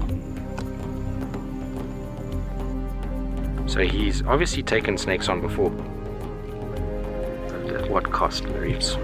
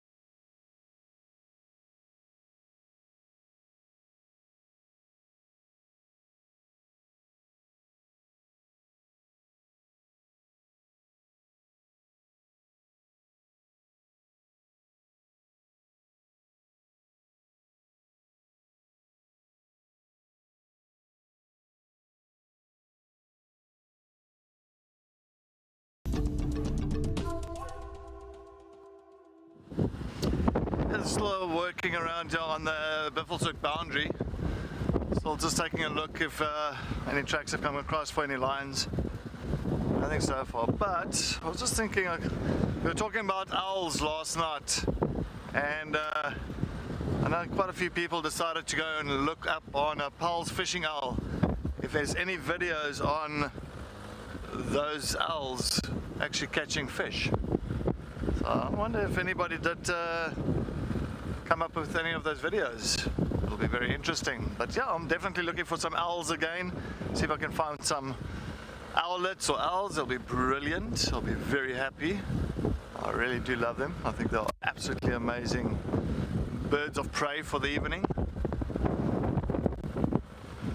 We just missed Paul's bill-spotted owlet last night. As we got to the tree, it decided to fly off. I'm trying to look again, maybe we're lucky, but yep, other than that, we're also still trying to find out if we can get any tracks of all those lines that we heard this morning and last night. It's just one of our missions now.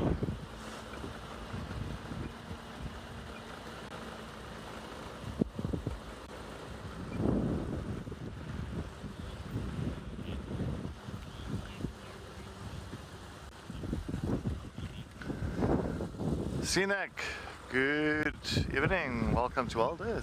Yes, we do get them. I think we get them a little bit further south from where we are now, south and also west of this area. I've never seen one. I've never seen one. There's an Atlanta falcon, the closest one to a American falcon, but I've never seen a American falcon. But further south of where we are, and also west. I think the competition is just too high for them in this area, especially with a lot of other birds of prey that hang around here. So I think that's why you will not find too many peregrine falcons pulling into this part of the country. I must be mistaken, and I don't know if anybody else has seen in this area, but I know for a fact that myself, I haven't.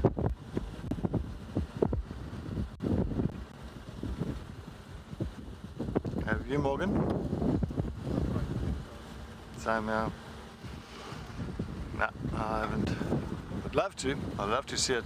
Absolutely. I mean, it's the fastest bird in the world, so it will be amazing to see it. Actually, not the lodges, but it was like a hotel outside of Johannesburg, one of the cities, and they had a display of a peregrine falcon going up high, and then the falconer would actually throw something out, and that falcon would come down with absolutely a speed that, yeah, it's fantastic. And apparently that's my only sting I had, but it wasn't really a sighting. It was because it was a falconer that had the falcon. So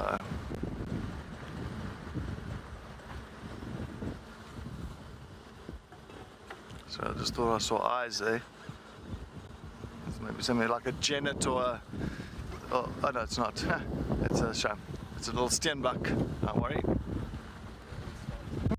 Drops as it's coming down. Interesting. So yeah, that's what... So it's definitely bringing something in here.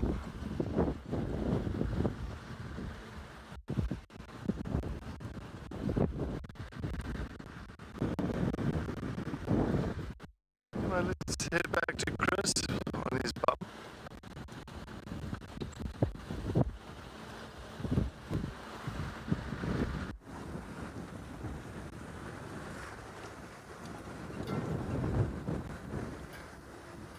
Right, we managed to get out of that herd of elephants. I had to go around, it just kept on standing on the road. So we backtracked a little bit and we went around them on another road. That was really such a satisfying moment, having that big elephant bull, and no, that was really such a lovely sighting. I mean, elephants are always nice to see. But now, I'm holding thumbs, fingers crossed for Cedric with those lions. I know this morning he said he was very keen to find some lions. We are due for some lions, I must say. I'm just now cruising. I've had such a calm and interesting drive with all of you on board.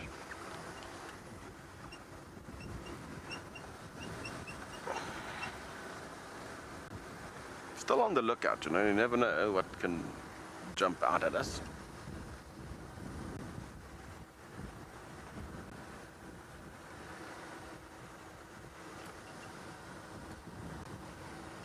It's probably better to try and find some open areas now.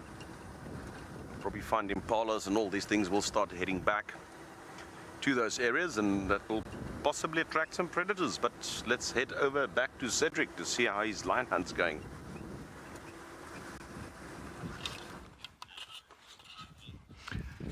There we go. Oh, wait, it just actually flew there now. I'm going to see if I can get it for Morgan. We just found that pearl-spotted owlet, but I just want to find... Yeah, we'll have to go forward, but yeah. Okay, let me see if we can see it again.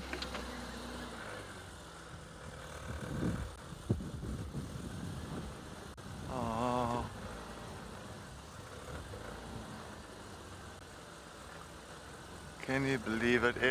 Oh, there it is. Okay, it's actually going to be a brilliant one there. Just quickly put off the light there. I don't want to scare it off, guys. There it is, pearl spotted owlet. Look how small it is. It is absolutely really small. And they got that beautiful little call. So your little pearl spotted owlets, you're looking at around 18 centimeters. But at least we had a good, or not a good view, but a short view, quality view. Well, yeah, we found one. I'm just happy. I'm glad that we could actually show you one there. Oh no, that was funny. Thing is, such a move, they're flying all the time. It doesn't really sit still for too long. Goes off again, but it just shows you. 13 centimeters, very small, no? Absolutely small. So it's like practically the size of my hand, like a little bit smaller. Yeah.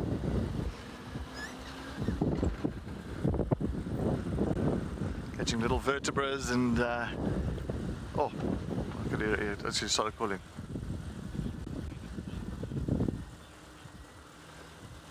Jeremy, good evening. Yes, the eyes are so big, fantastic, great for nighttime. If you actually look at most of the nocturnal birds, and even your cats, look how big their eyes are. It's just to allow a lot of light in at nighttime.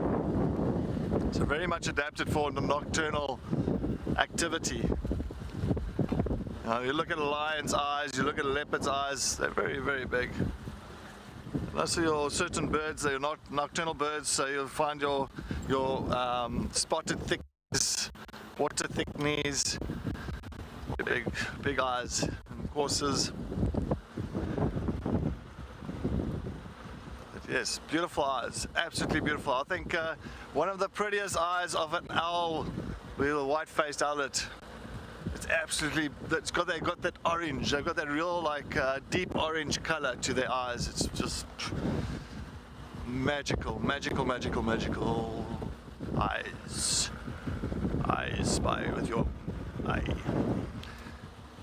Something beginning with owl.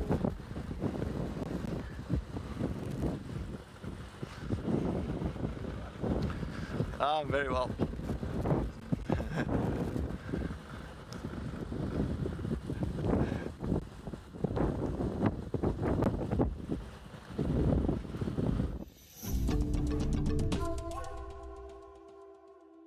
Peaceful surroundings, the nature is not something I can get in my homeland. So it's wonderful to be able to be live, with you guys and feel like you're actually there.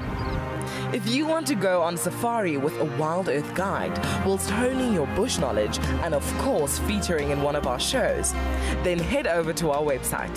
With wild dogs, wonderful, absolutely wonderful. We don't always get to see those, so that's just been amazing. Sign up to be a WildEarth explorer and you could be making your first ever on-screen appearance.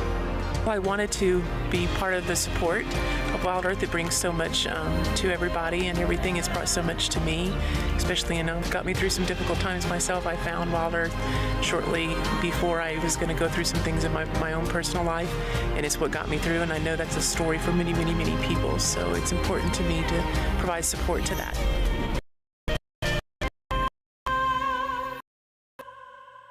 The Endangered Wildlife Trust is among Southern Africa's largest and most established non-governmental conservation organizations. Our strategic vision centers on saving species, conserving habitats, and benefiting people. In 2021, the EWT secured habitats, reintroduced African wild dogs and cheetahs into reserves across Southern Africa, and created vulture-safe zones to reduce major threats to vultures, such as poisoning and electrocution. On the 3rd of March 2022, we celebrate World Wildlife Day under the theme Recovering Key Species from Ecosystem Restoration. Standing strong alongside our partners, donors, supporters and friends, the EWT staff have achieved remarkable gains for conservation. Thank you for helping us protect forever together. But I think that's him. I think that's the one in must. Okay, this is getting serious now.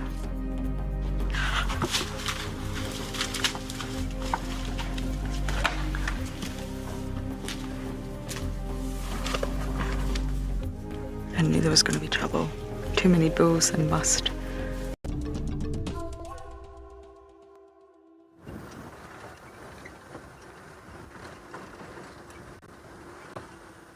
And definitely a couple of drops starting to come down here in quarantine as well.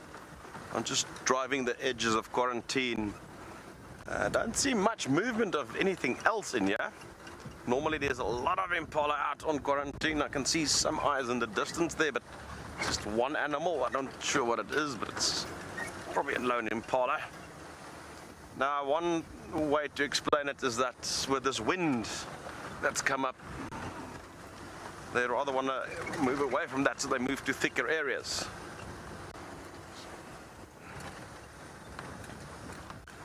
Although the safest place still for an Impala is out in the open at night.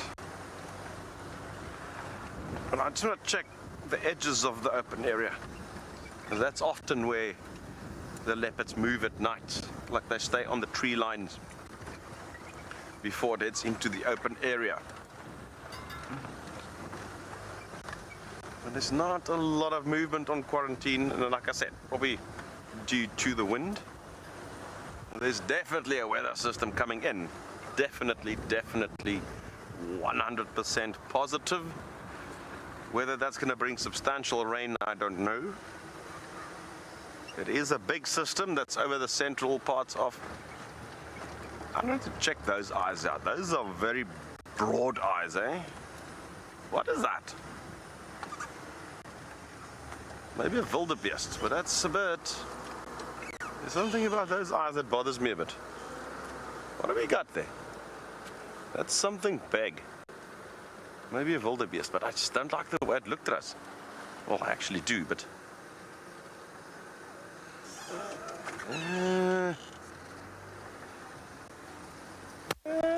Yeah. Just one set of eyes. I'm probably going to go for a WildEarth. It's an Impala. One lone Impala.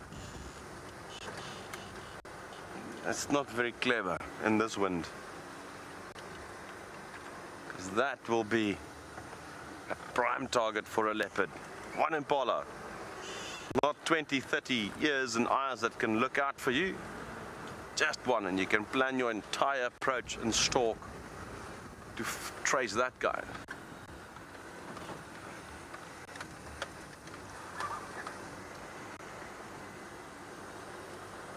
Hello there, Tiki. Tiki wants to know if we find cheetah here where we are. In theory, yes. There's not a high density of cheetah around. This is mainly woodlands, bushveld woodlands. So it's not really great cheetah terrain, although there is some open areas. I saw cheetah tracks a while ago at Cheetah, around the airstrip area. So they do occasionally come through here, and we've had cheetah on the show before. Here at Djuma, it's just not very common. There's also a very, very high dense leopard population. But terrain-wise, it's mainly relatively dense Combretum woodlands, bush willow woodlands, which is not the greatest cheetah terrain. Although there are some open areas. But like I said, it's not common. But they do occur in the area. Sort of often seen towards Torchwoods, that area there.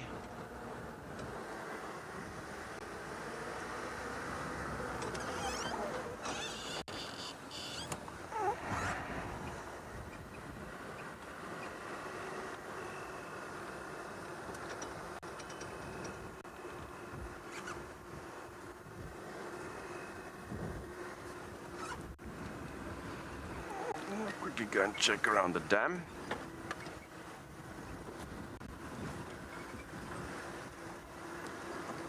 Hi, Fanna. He's asking what wolves would be found in Africa. Alright, so as far as an actual wolf, the only true wolf is found far up in North Africa on the Ethiopian highlands, called the Ethiopian or Simian wolf. It's a big reddish wolf. And they're the most endangered large carnivore in Africa due to the fact that their distribution range is very small, mainly only found in the Ethiopian highlands. And that's furthermore complicated by the fact that they can hybridize with domestic dogs. Oh, there's more elephants. I'm just going to skip them for now. It's very dark, so I can't really see them.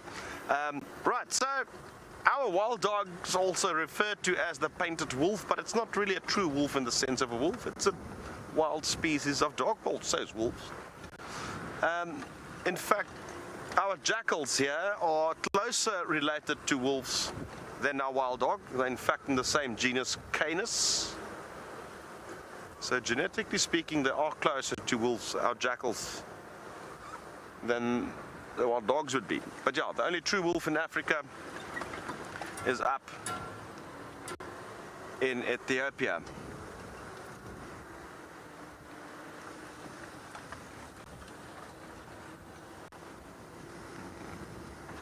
Hello, scrub here. Ouch.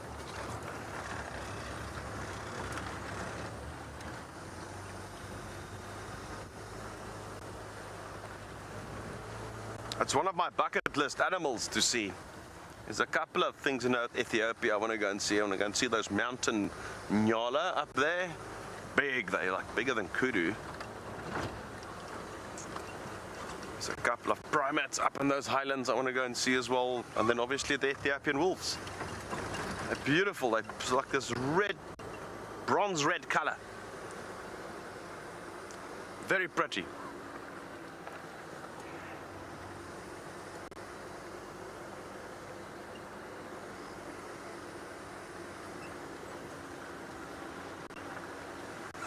A couple of other animals that bears the name of wolf, like an aardwolf, which is wrongly named because an aardwolf or aardwolf is a hyena. It's not a dog at all. It's a hyena.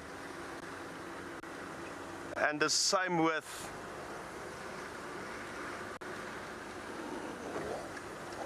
the brown hyena, which is in Afrikaans called a strandwolf, which means the beach wolf. It's not a wolf, it's a hyena.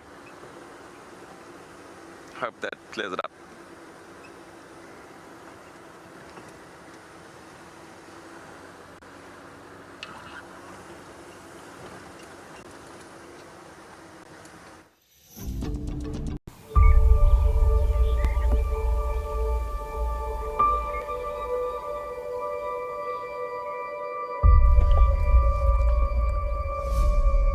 Look at that, it's amazing.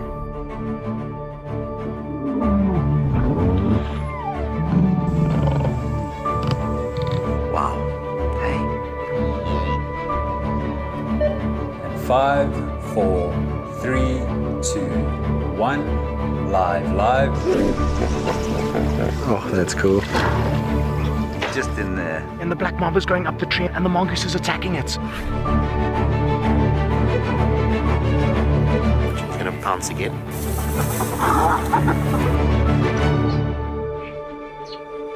Sure, you can all agree with me. It's not a bad start to our Wednesday morning.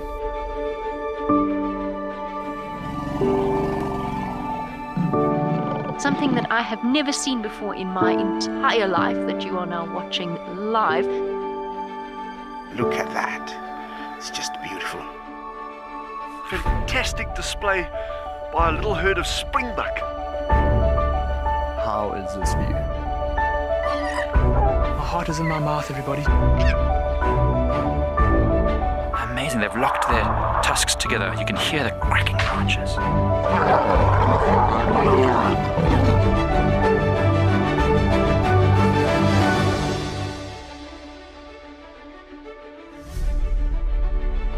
It is so incredible to spend this time so close to an African penguin, and it's completely unfazed by my presence whatsoever.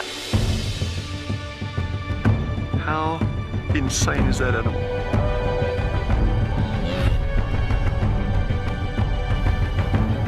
Amazing.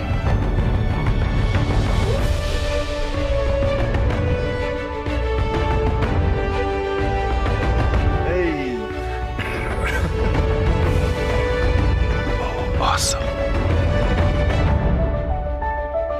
It is fantastic to watch. Well, now we've got a tug of war between mom and daughter, look. I'm just at a loss for words. That's just incredible to see that.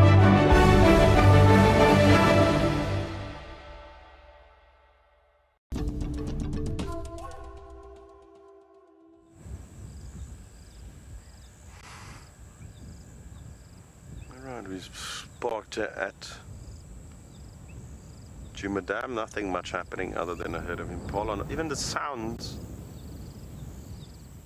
are quiet, probably because of the wind and the drop in temperature.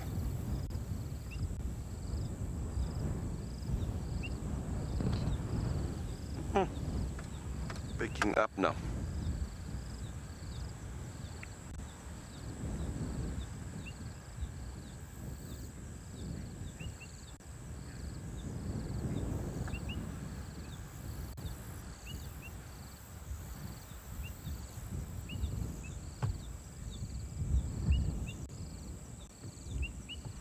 There's a comment from some of our viewers that the African golden jackal has been reclassified as the African golden wolf and now regarded as a true wolf. Well, thank you for that. I'll definitely go and research that further.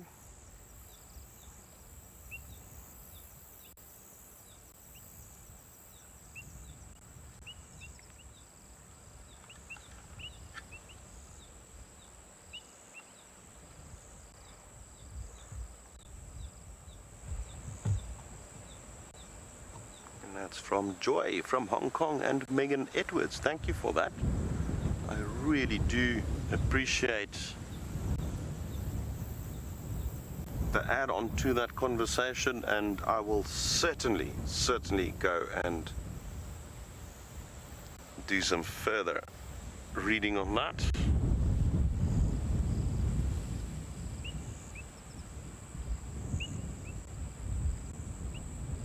Books are a little bit old, they still say it's jackals. Time to buy new books, eh?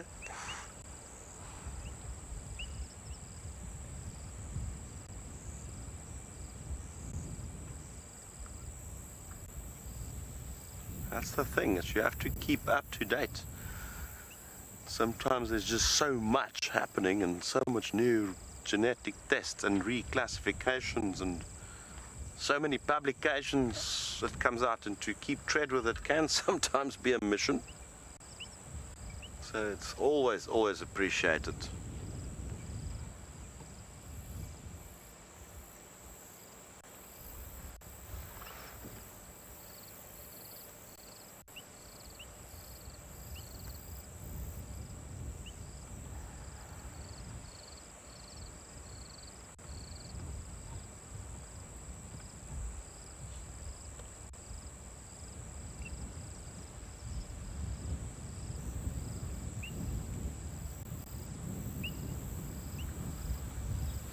To complicate it even further is that not all biologists agree on some of these new classifications.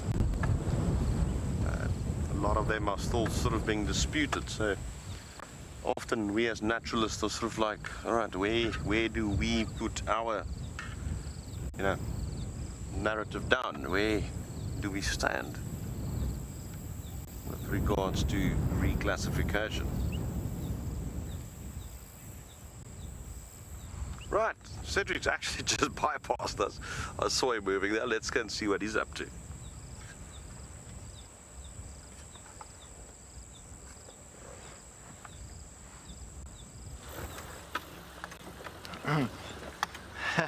Yes, I just saw Chris at the dam.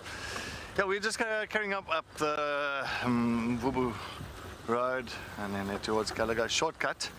Hoppa! I thought the rain was coming in, but now exactly what Chris says. It is definitely the calm before the storm. Because the wind has definitely calmed down. Oh yes, oh, there's a whole lot of elephants in front of us, so we just got to put off there. Sorry about that. All these elephants, quite a roadblock, eh? What a huge, nice breeding herd.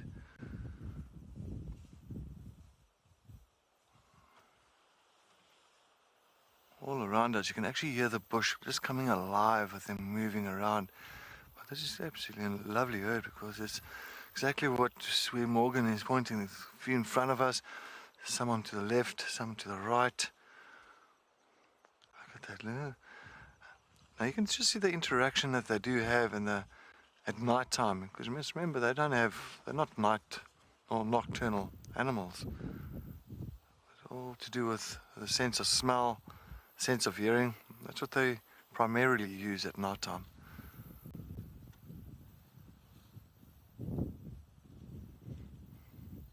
Absolutely beautiful. Of course, as I got to this, as we found them now, I put off all the lights, because many times you'll find that you never really put lights on elephants or any diurnal animals. It does really stress them out. It's like our eyes. We're pretty much day animals. So if you have to put a 3 million candlelight spotlight on your eyes, you're not going to be very happy. And especially if you're a big elephant, it's more so. I won't mess with them.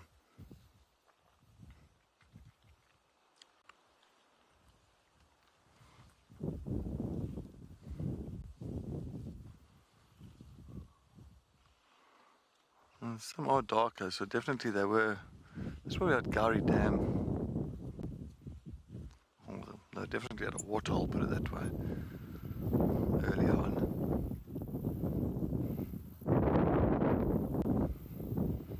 Well, I'll take back about the wind. The wind is still blowing. I thought it didn't. I thought it stopped, but it's not. It's still blowing.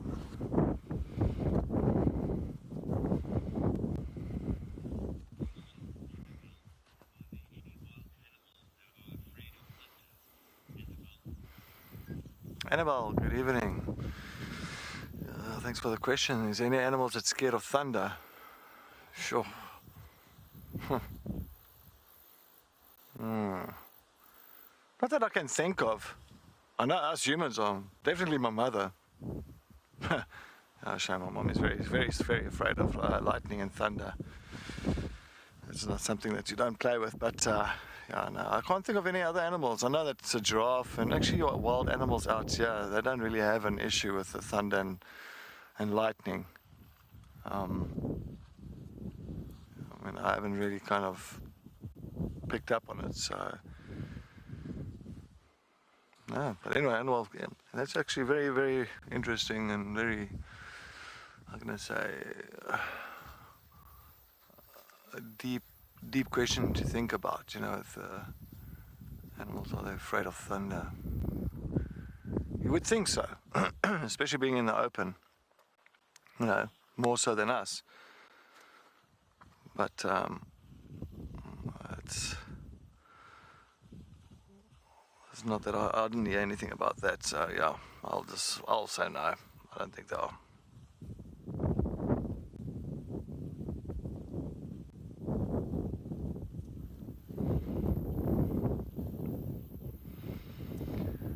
Some of them without tusks, some with tusks. Many times you'll find sometimes some elephants are actually born without tusks. So what happens is, same as I know there's some animals and even the humans as well. Some people are born without incisors. So it's the same if an elephant is born without incisors. It actually goes through the genes. You'll find that, of course, they won't have any tusks coming through. And of course, also they do break off if they do dig up roots or something like that, or tear off the cambium layer of the tree. You can imagine how hard that layer is. Sometimes they do break break their tusks when they do that, but not often, but it does happen. But it just looks like this female straight ahead of us, the first one. It looks like she hasn't got tusks on both sides, so I suppose she's never had tusks in her life. Which is not a big problem. I mean, of course, tusks do help. It helps them to dig up roots and get the layers, you know, the cambium layers and all that kind of stuff, and just assist them, but not a big issue. There's two big ones at the background with nice tusks. Oh, that's that female on the, yes, the one that goes down. It's a tusk that actually points downwards. We used to, we used to call her, that's another. I haven't seen her for years. I saw her in the close to Kruger boundary, the once. Is it? Yeah. Of course, you see the one female's tusk is the one point's normal, but you can see that other one is grown completely in opposite direction, actually going downwards. What do we call it? Saber-tooth or something? Saber-tooth. I think it's saber-tooth. I must take a look. This was years ago. Wow. I've even got a photo of her and myself in one photo. The manager at the lodge took of us. Yeah. I must actually go through that. Wow. If it's the same one, but it is, because I know it was the left was normal and the right hand. So it does grow sometimes skew like that. So, you know, as I say, it's like some people's teeth. So it's pretty much the same with elephants. So that one definitely, but it won't really affect it too much. It's maybe it might actually assist them more than actually affect it.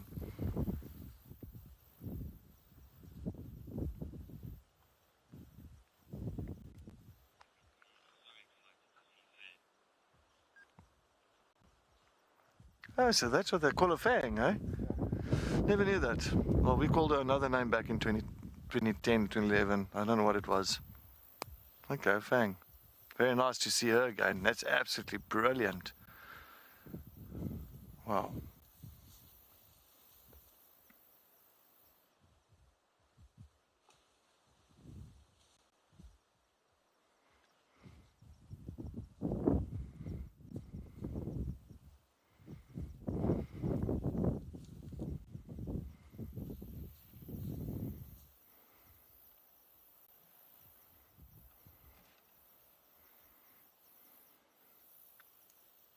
Isn't it just so nice and peaceful just to sit with them like this while they're feeding along and minding their own business. A little youngster.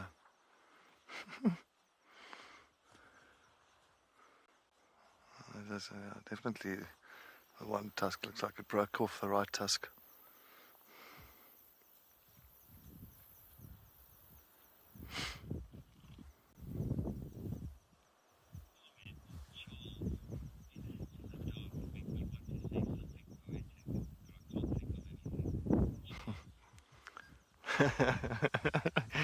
Charles, there's definitely elephants in the dark, and there must be a nice poem to it, I'm sure. It must be elephants in the dark. It almost goes. It's like, it sounds like a name for a book. Oof! Look at this one. Oh, I'm coming! I'm coming! I just heard a bit of distress there, and look at that. How quickly, eh? Absolutely amazing how they, just the communication, and I think the matriarch just spoke because we've got all of them coming now to the left hand side. We're just holding very still here, and they're all coming through now. Wow, what a big herd this is, eh? Beautiful, beautiful breeding herd.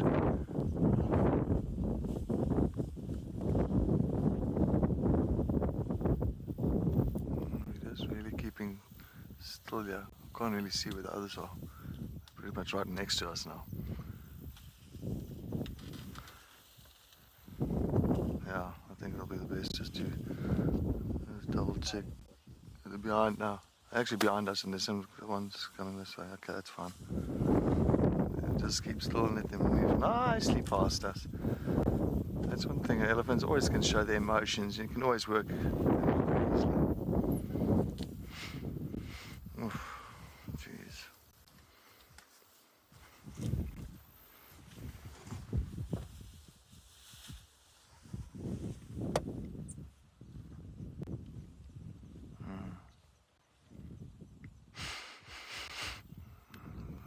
Smells like there's one in must here somewhere.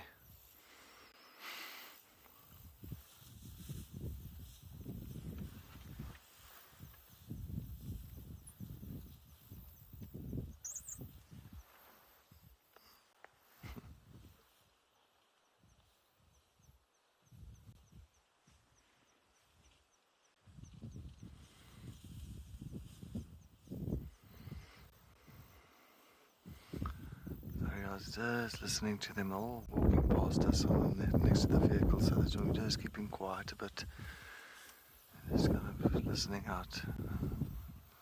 It is really beautiful.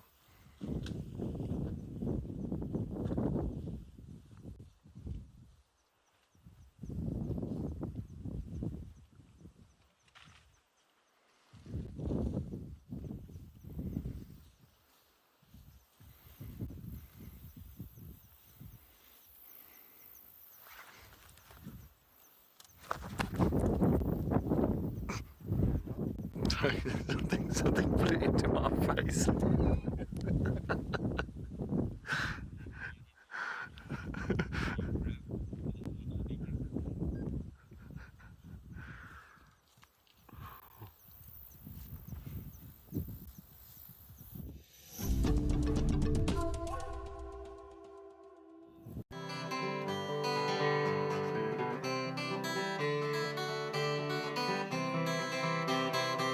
Hello, how are you?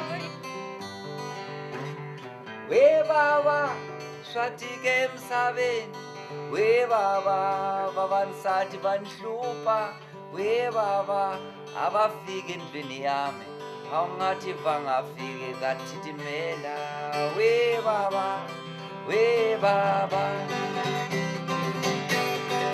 how city was a Friday, my darling, was a Friday. This is that one, I don't know if you've seen guys make soap out of the leaves. Yeah. My sweetie, was a Friday.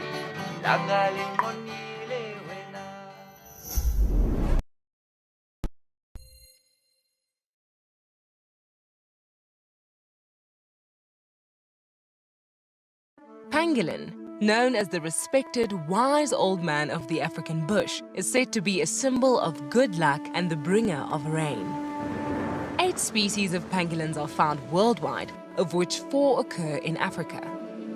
This mysterious creature is now the most poached animal on our planet.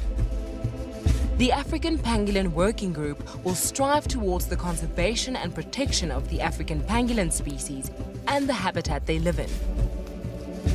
The African Pangolin Working Group has been mandated by the Department of Forestry, Fisheries and the Environment to assist and support with the retrieval, release process and the research of pangolins in South Africa.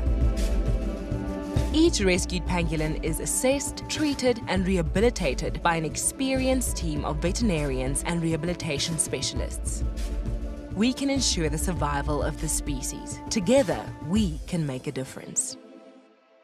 Myself and Sebastian were looking for the Birmingham Pride sub-adults and we just found them stealing a hoisted baby Impala carcass out of a tree. This is incredible. It's the first time I've seen one of these youngsters. Whoa! Quite a good chunk there. Nearly fell out doing it. She might fall backwards. She's actually lowering herself down the tree. It's the first time I've seen a lion do that in person.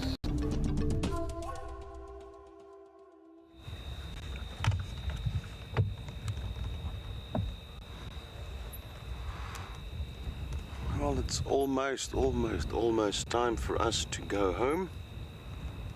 And you can see that we finally found where the impalas are hiding here on quarantine. So they did, after all, decide to come out into the open.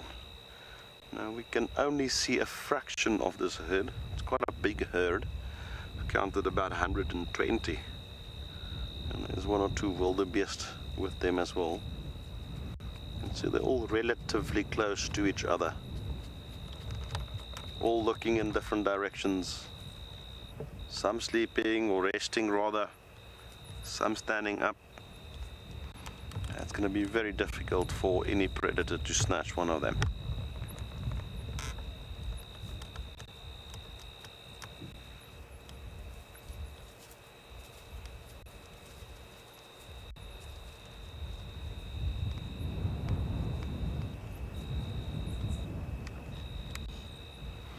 Although not impossible.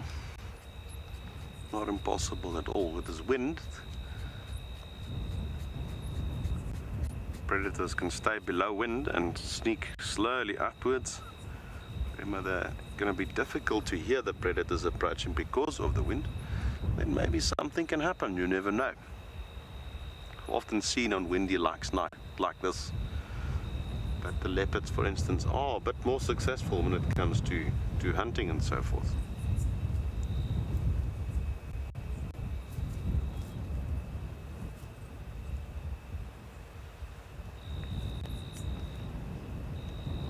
Wow, what an incredible day this was. From this morning through to this evening's drive.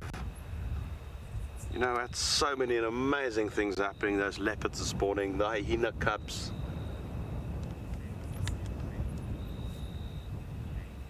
The elephant sightings we had all over. The dogs at Pridelands. It was certainly an incredible day. Hi, Chase. Very nice of you to give us a comment this late as well. Always appreciate that there's viewers watching right up to the end. Chase mentions that these Impalas always look like they're ready to do something. Chase, they have to be. The leopard pitch is up here. They must figure it out where it is, unless, or at least before it can get close enough to snatch one of them. So they are very much aware of what's happening around them. And it's for that very same reason it's predators. Well, I'm already excited for tomorrow morning. You know, if today was anything to go by, I'm hoping tomorrow will be even better.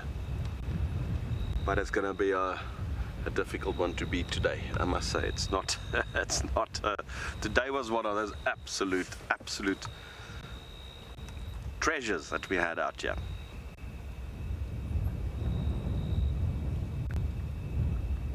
So myself and Cedric will be out again tomorrow morning.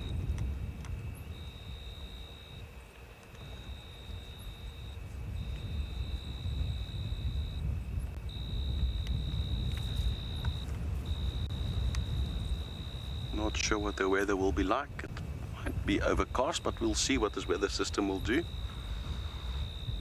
At the moment, I'm pretty happy that it will have good conditions. So yeah, maybe join us again tomorrow morning, and certainly everything is happening at the moment. So we're going to leave this group of Impala to enjoy their rest. BK and I are pretty much going to do the same after a nice warm meal.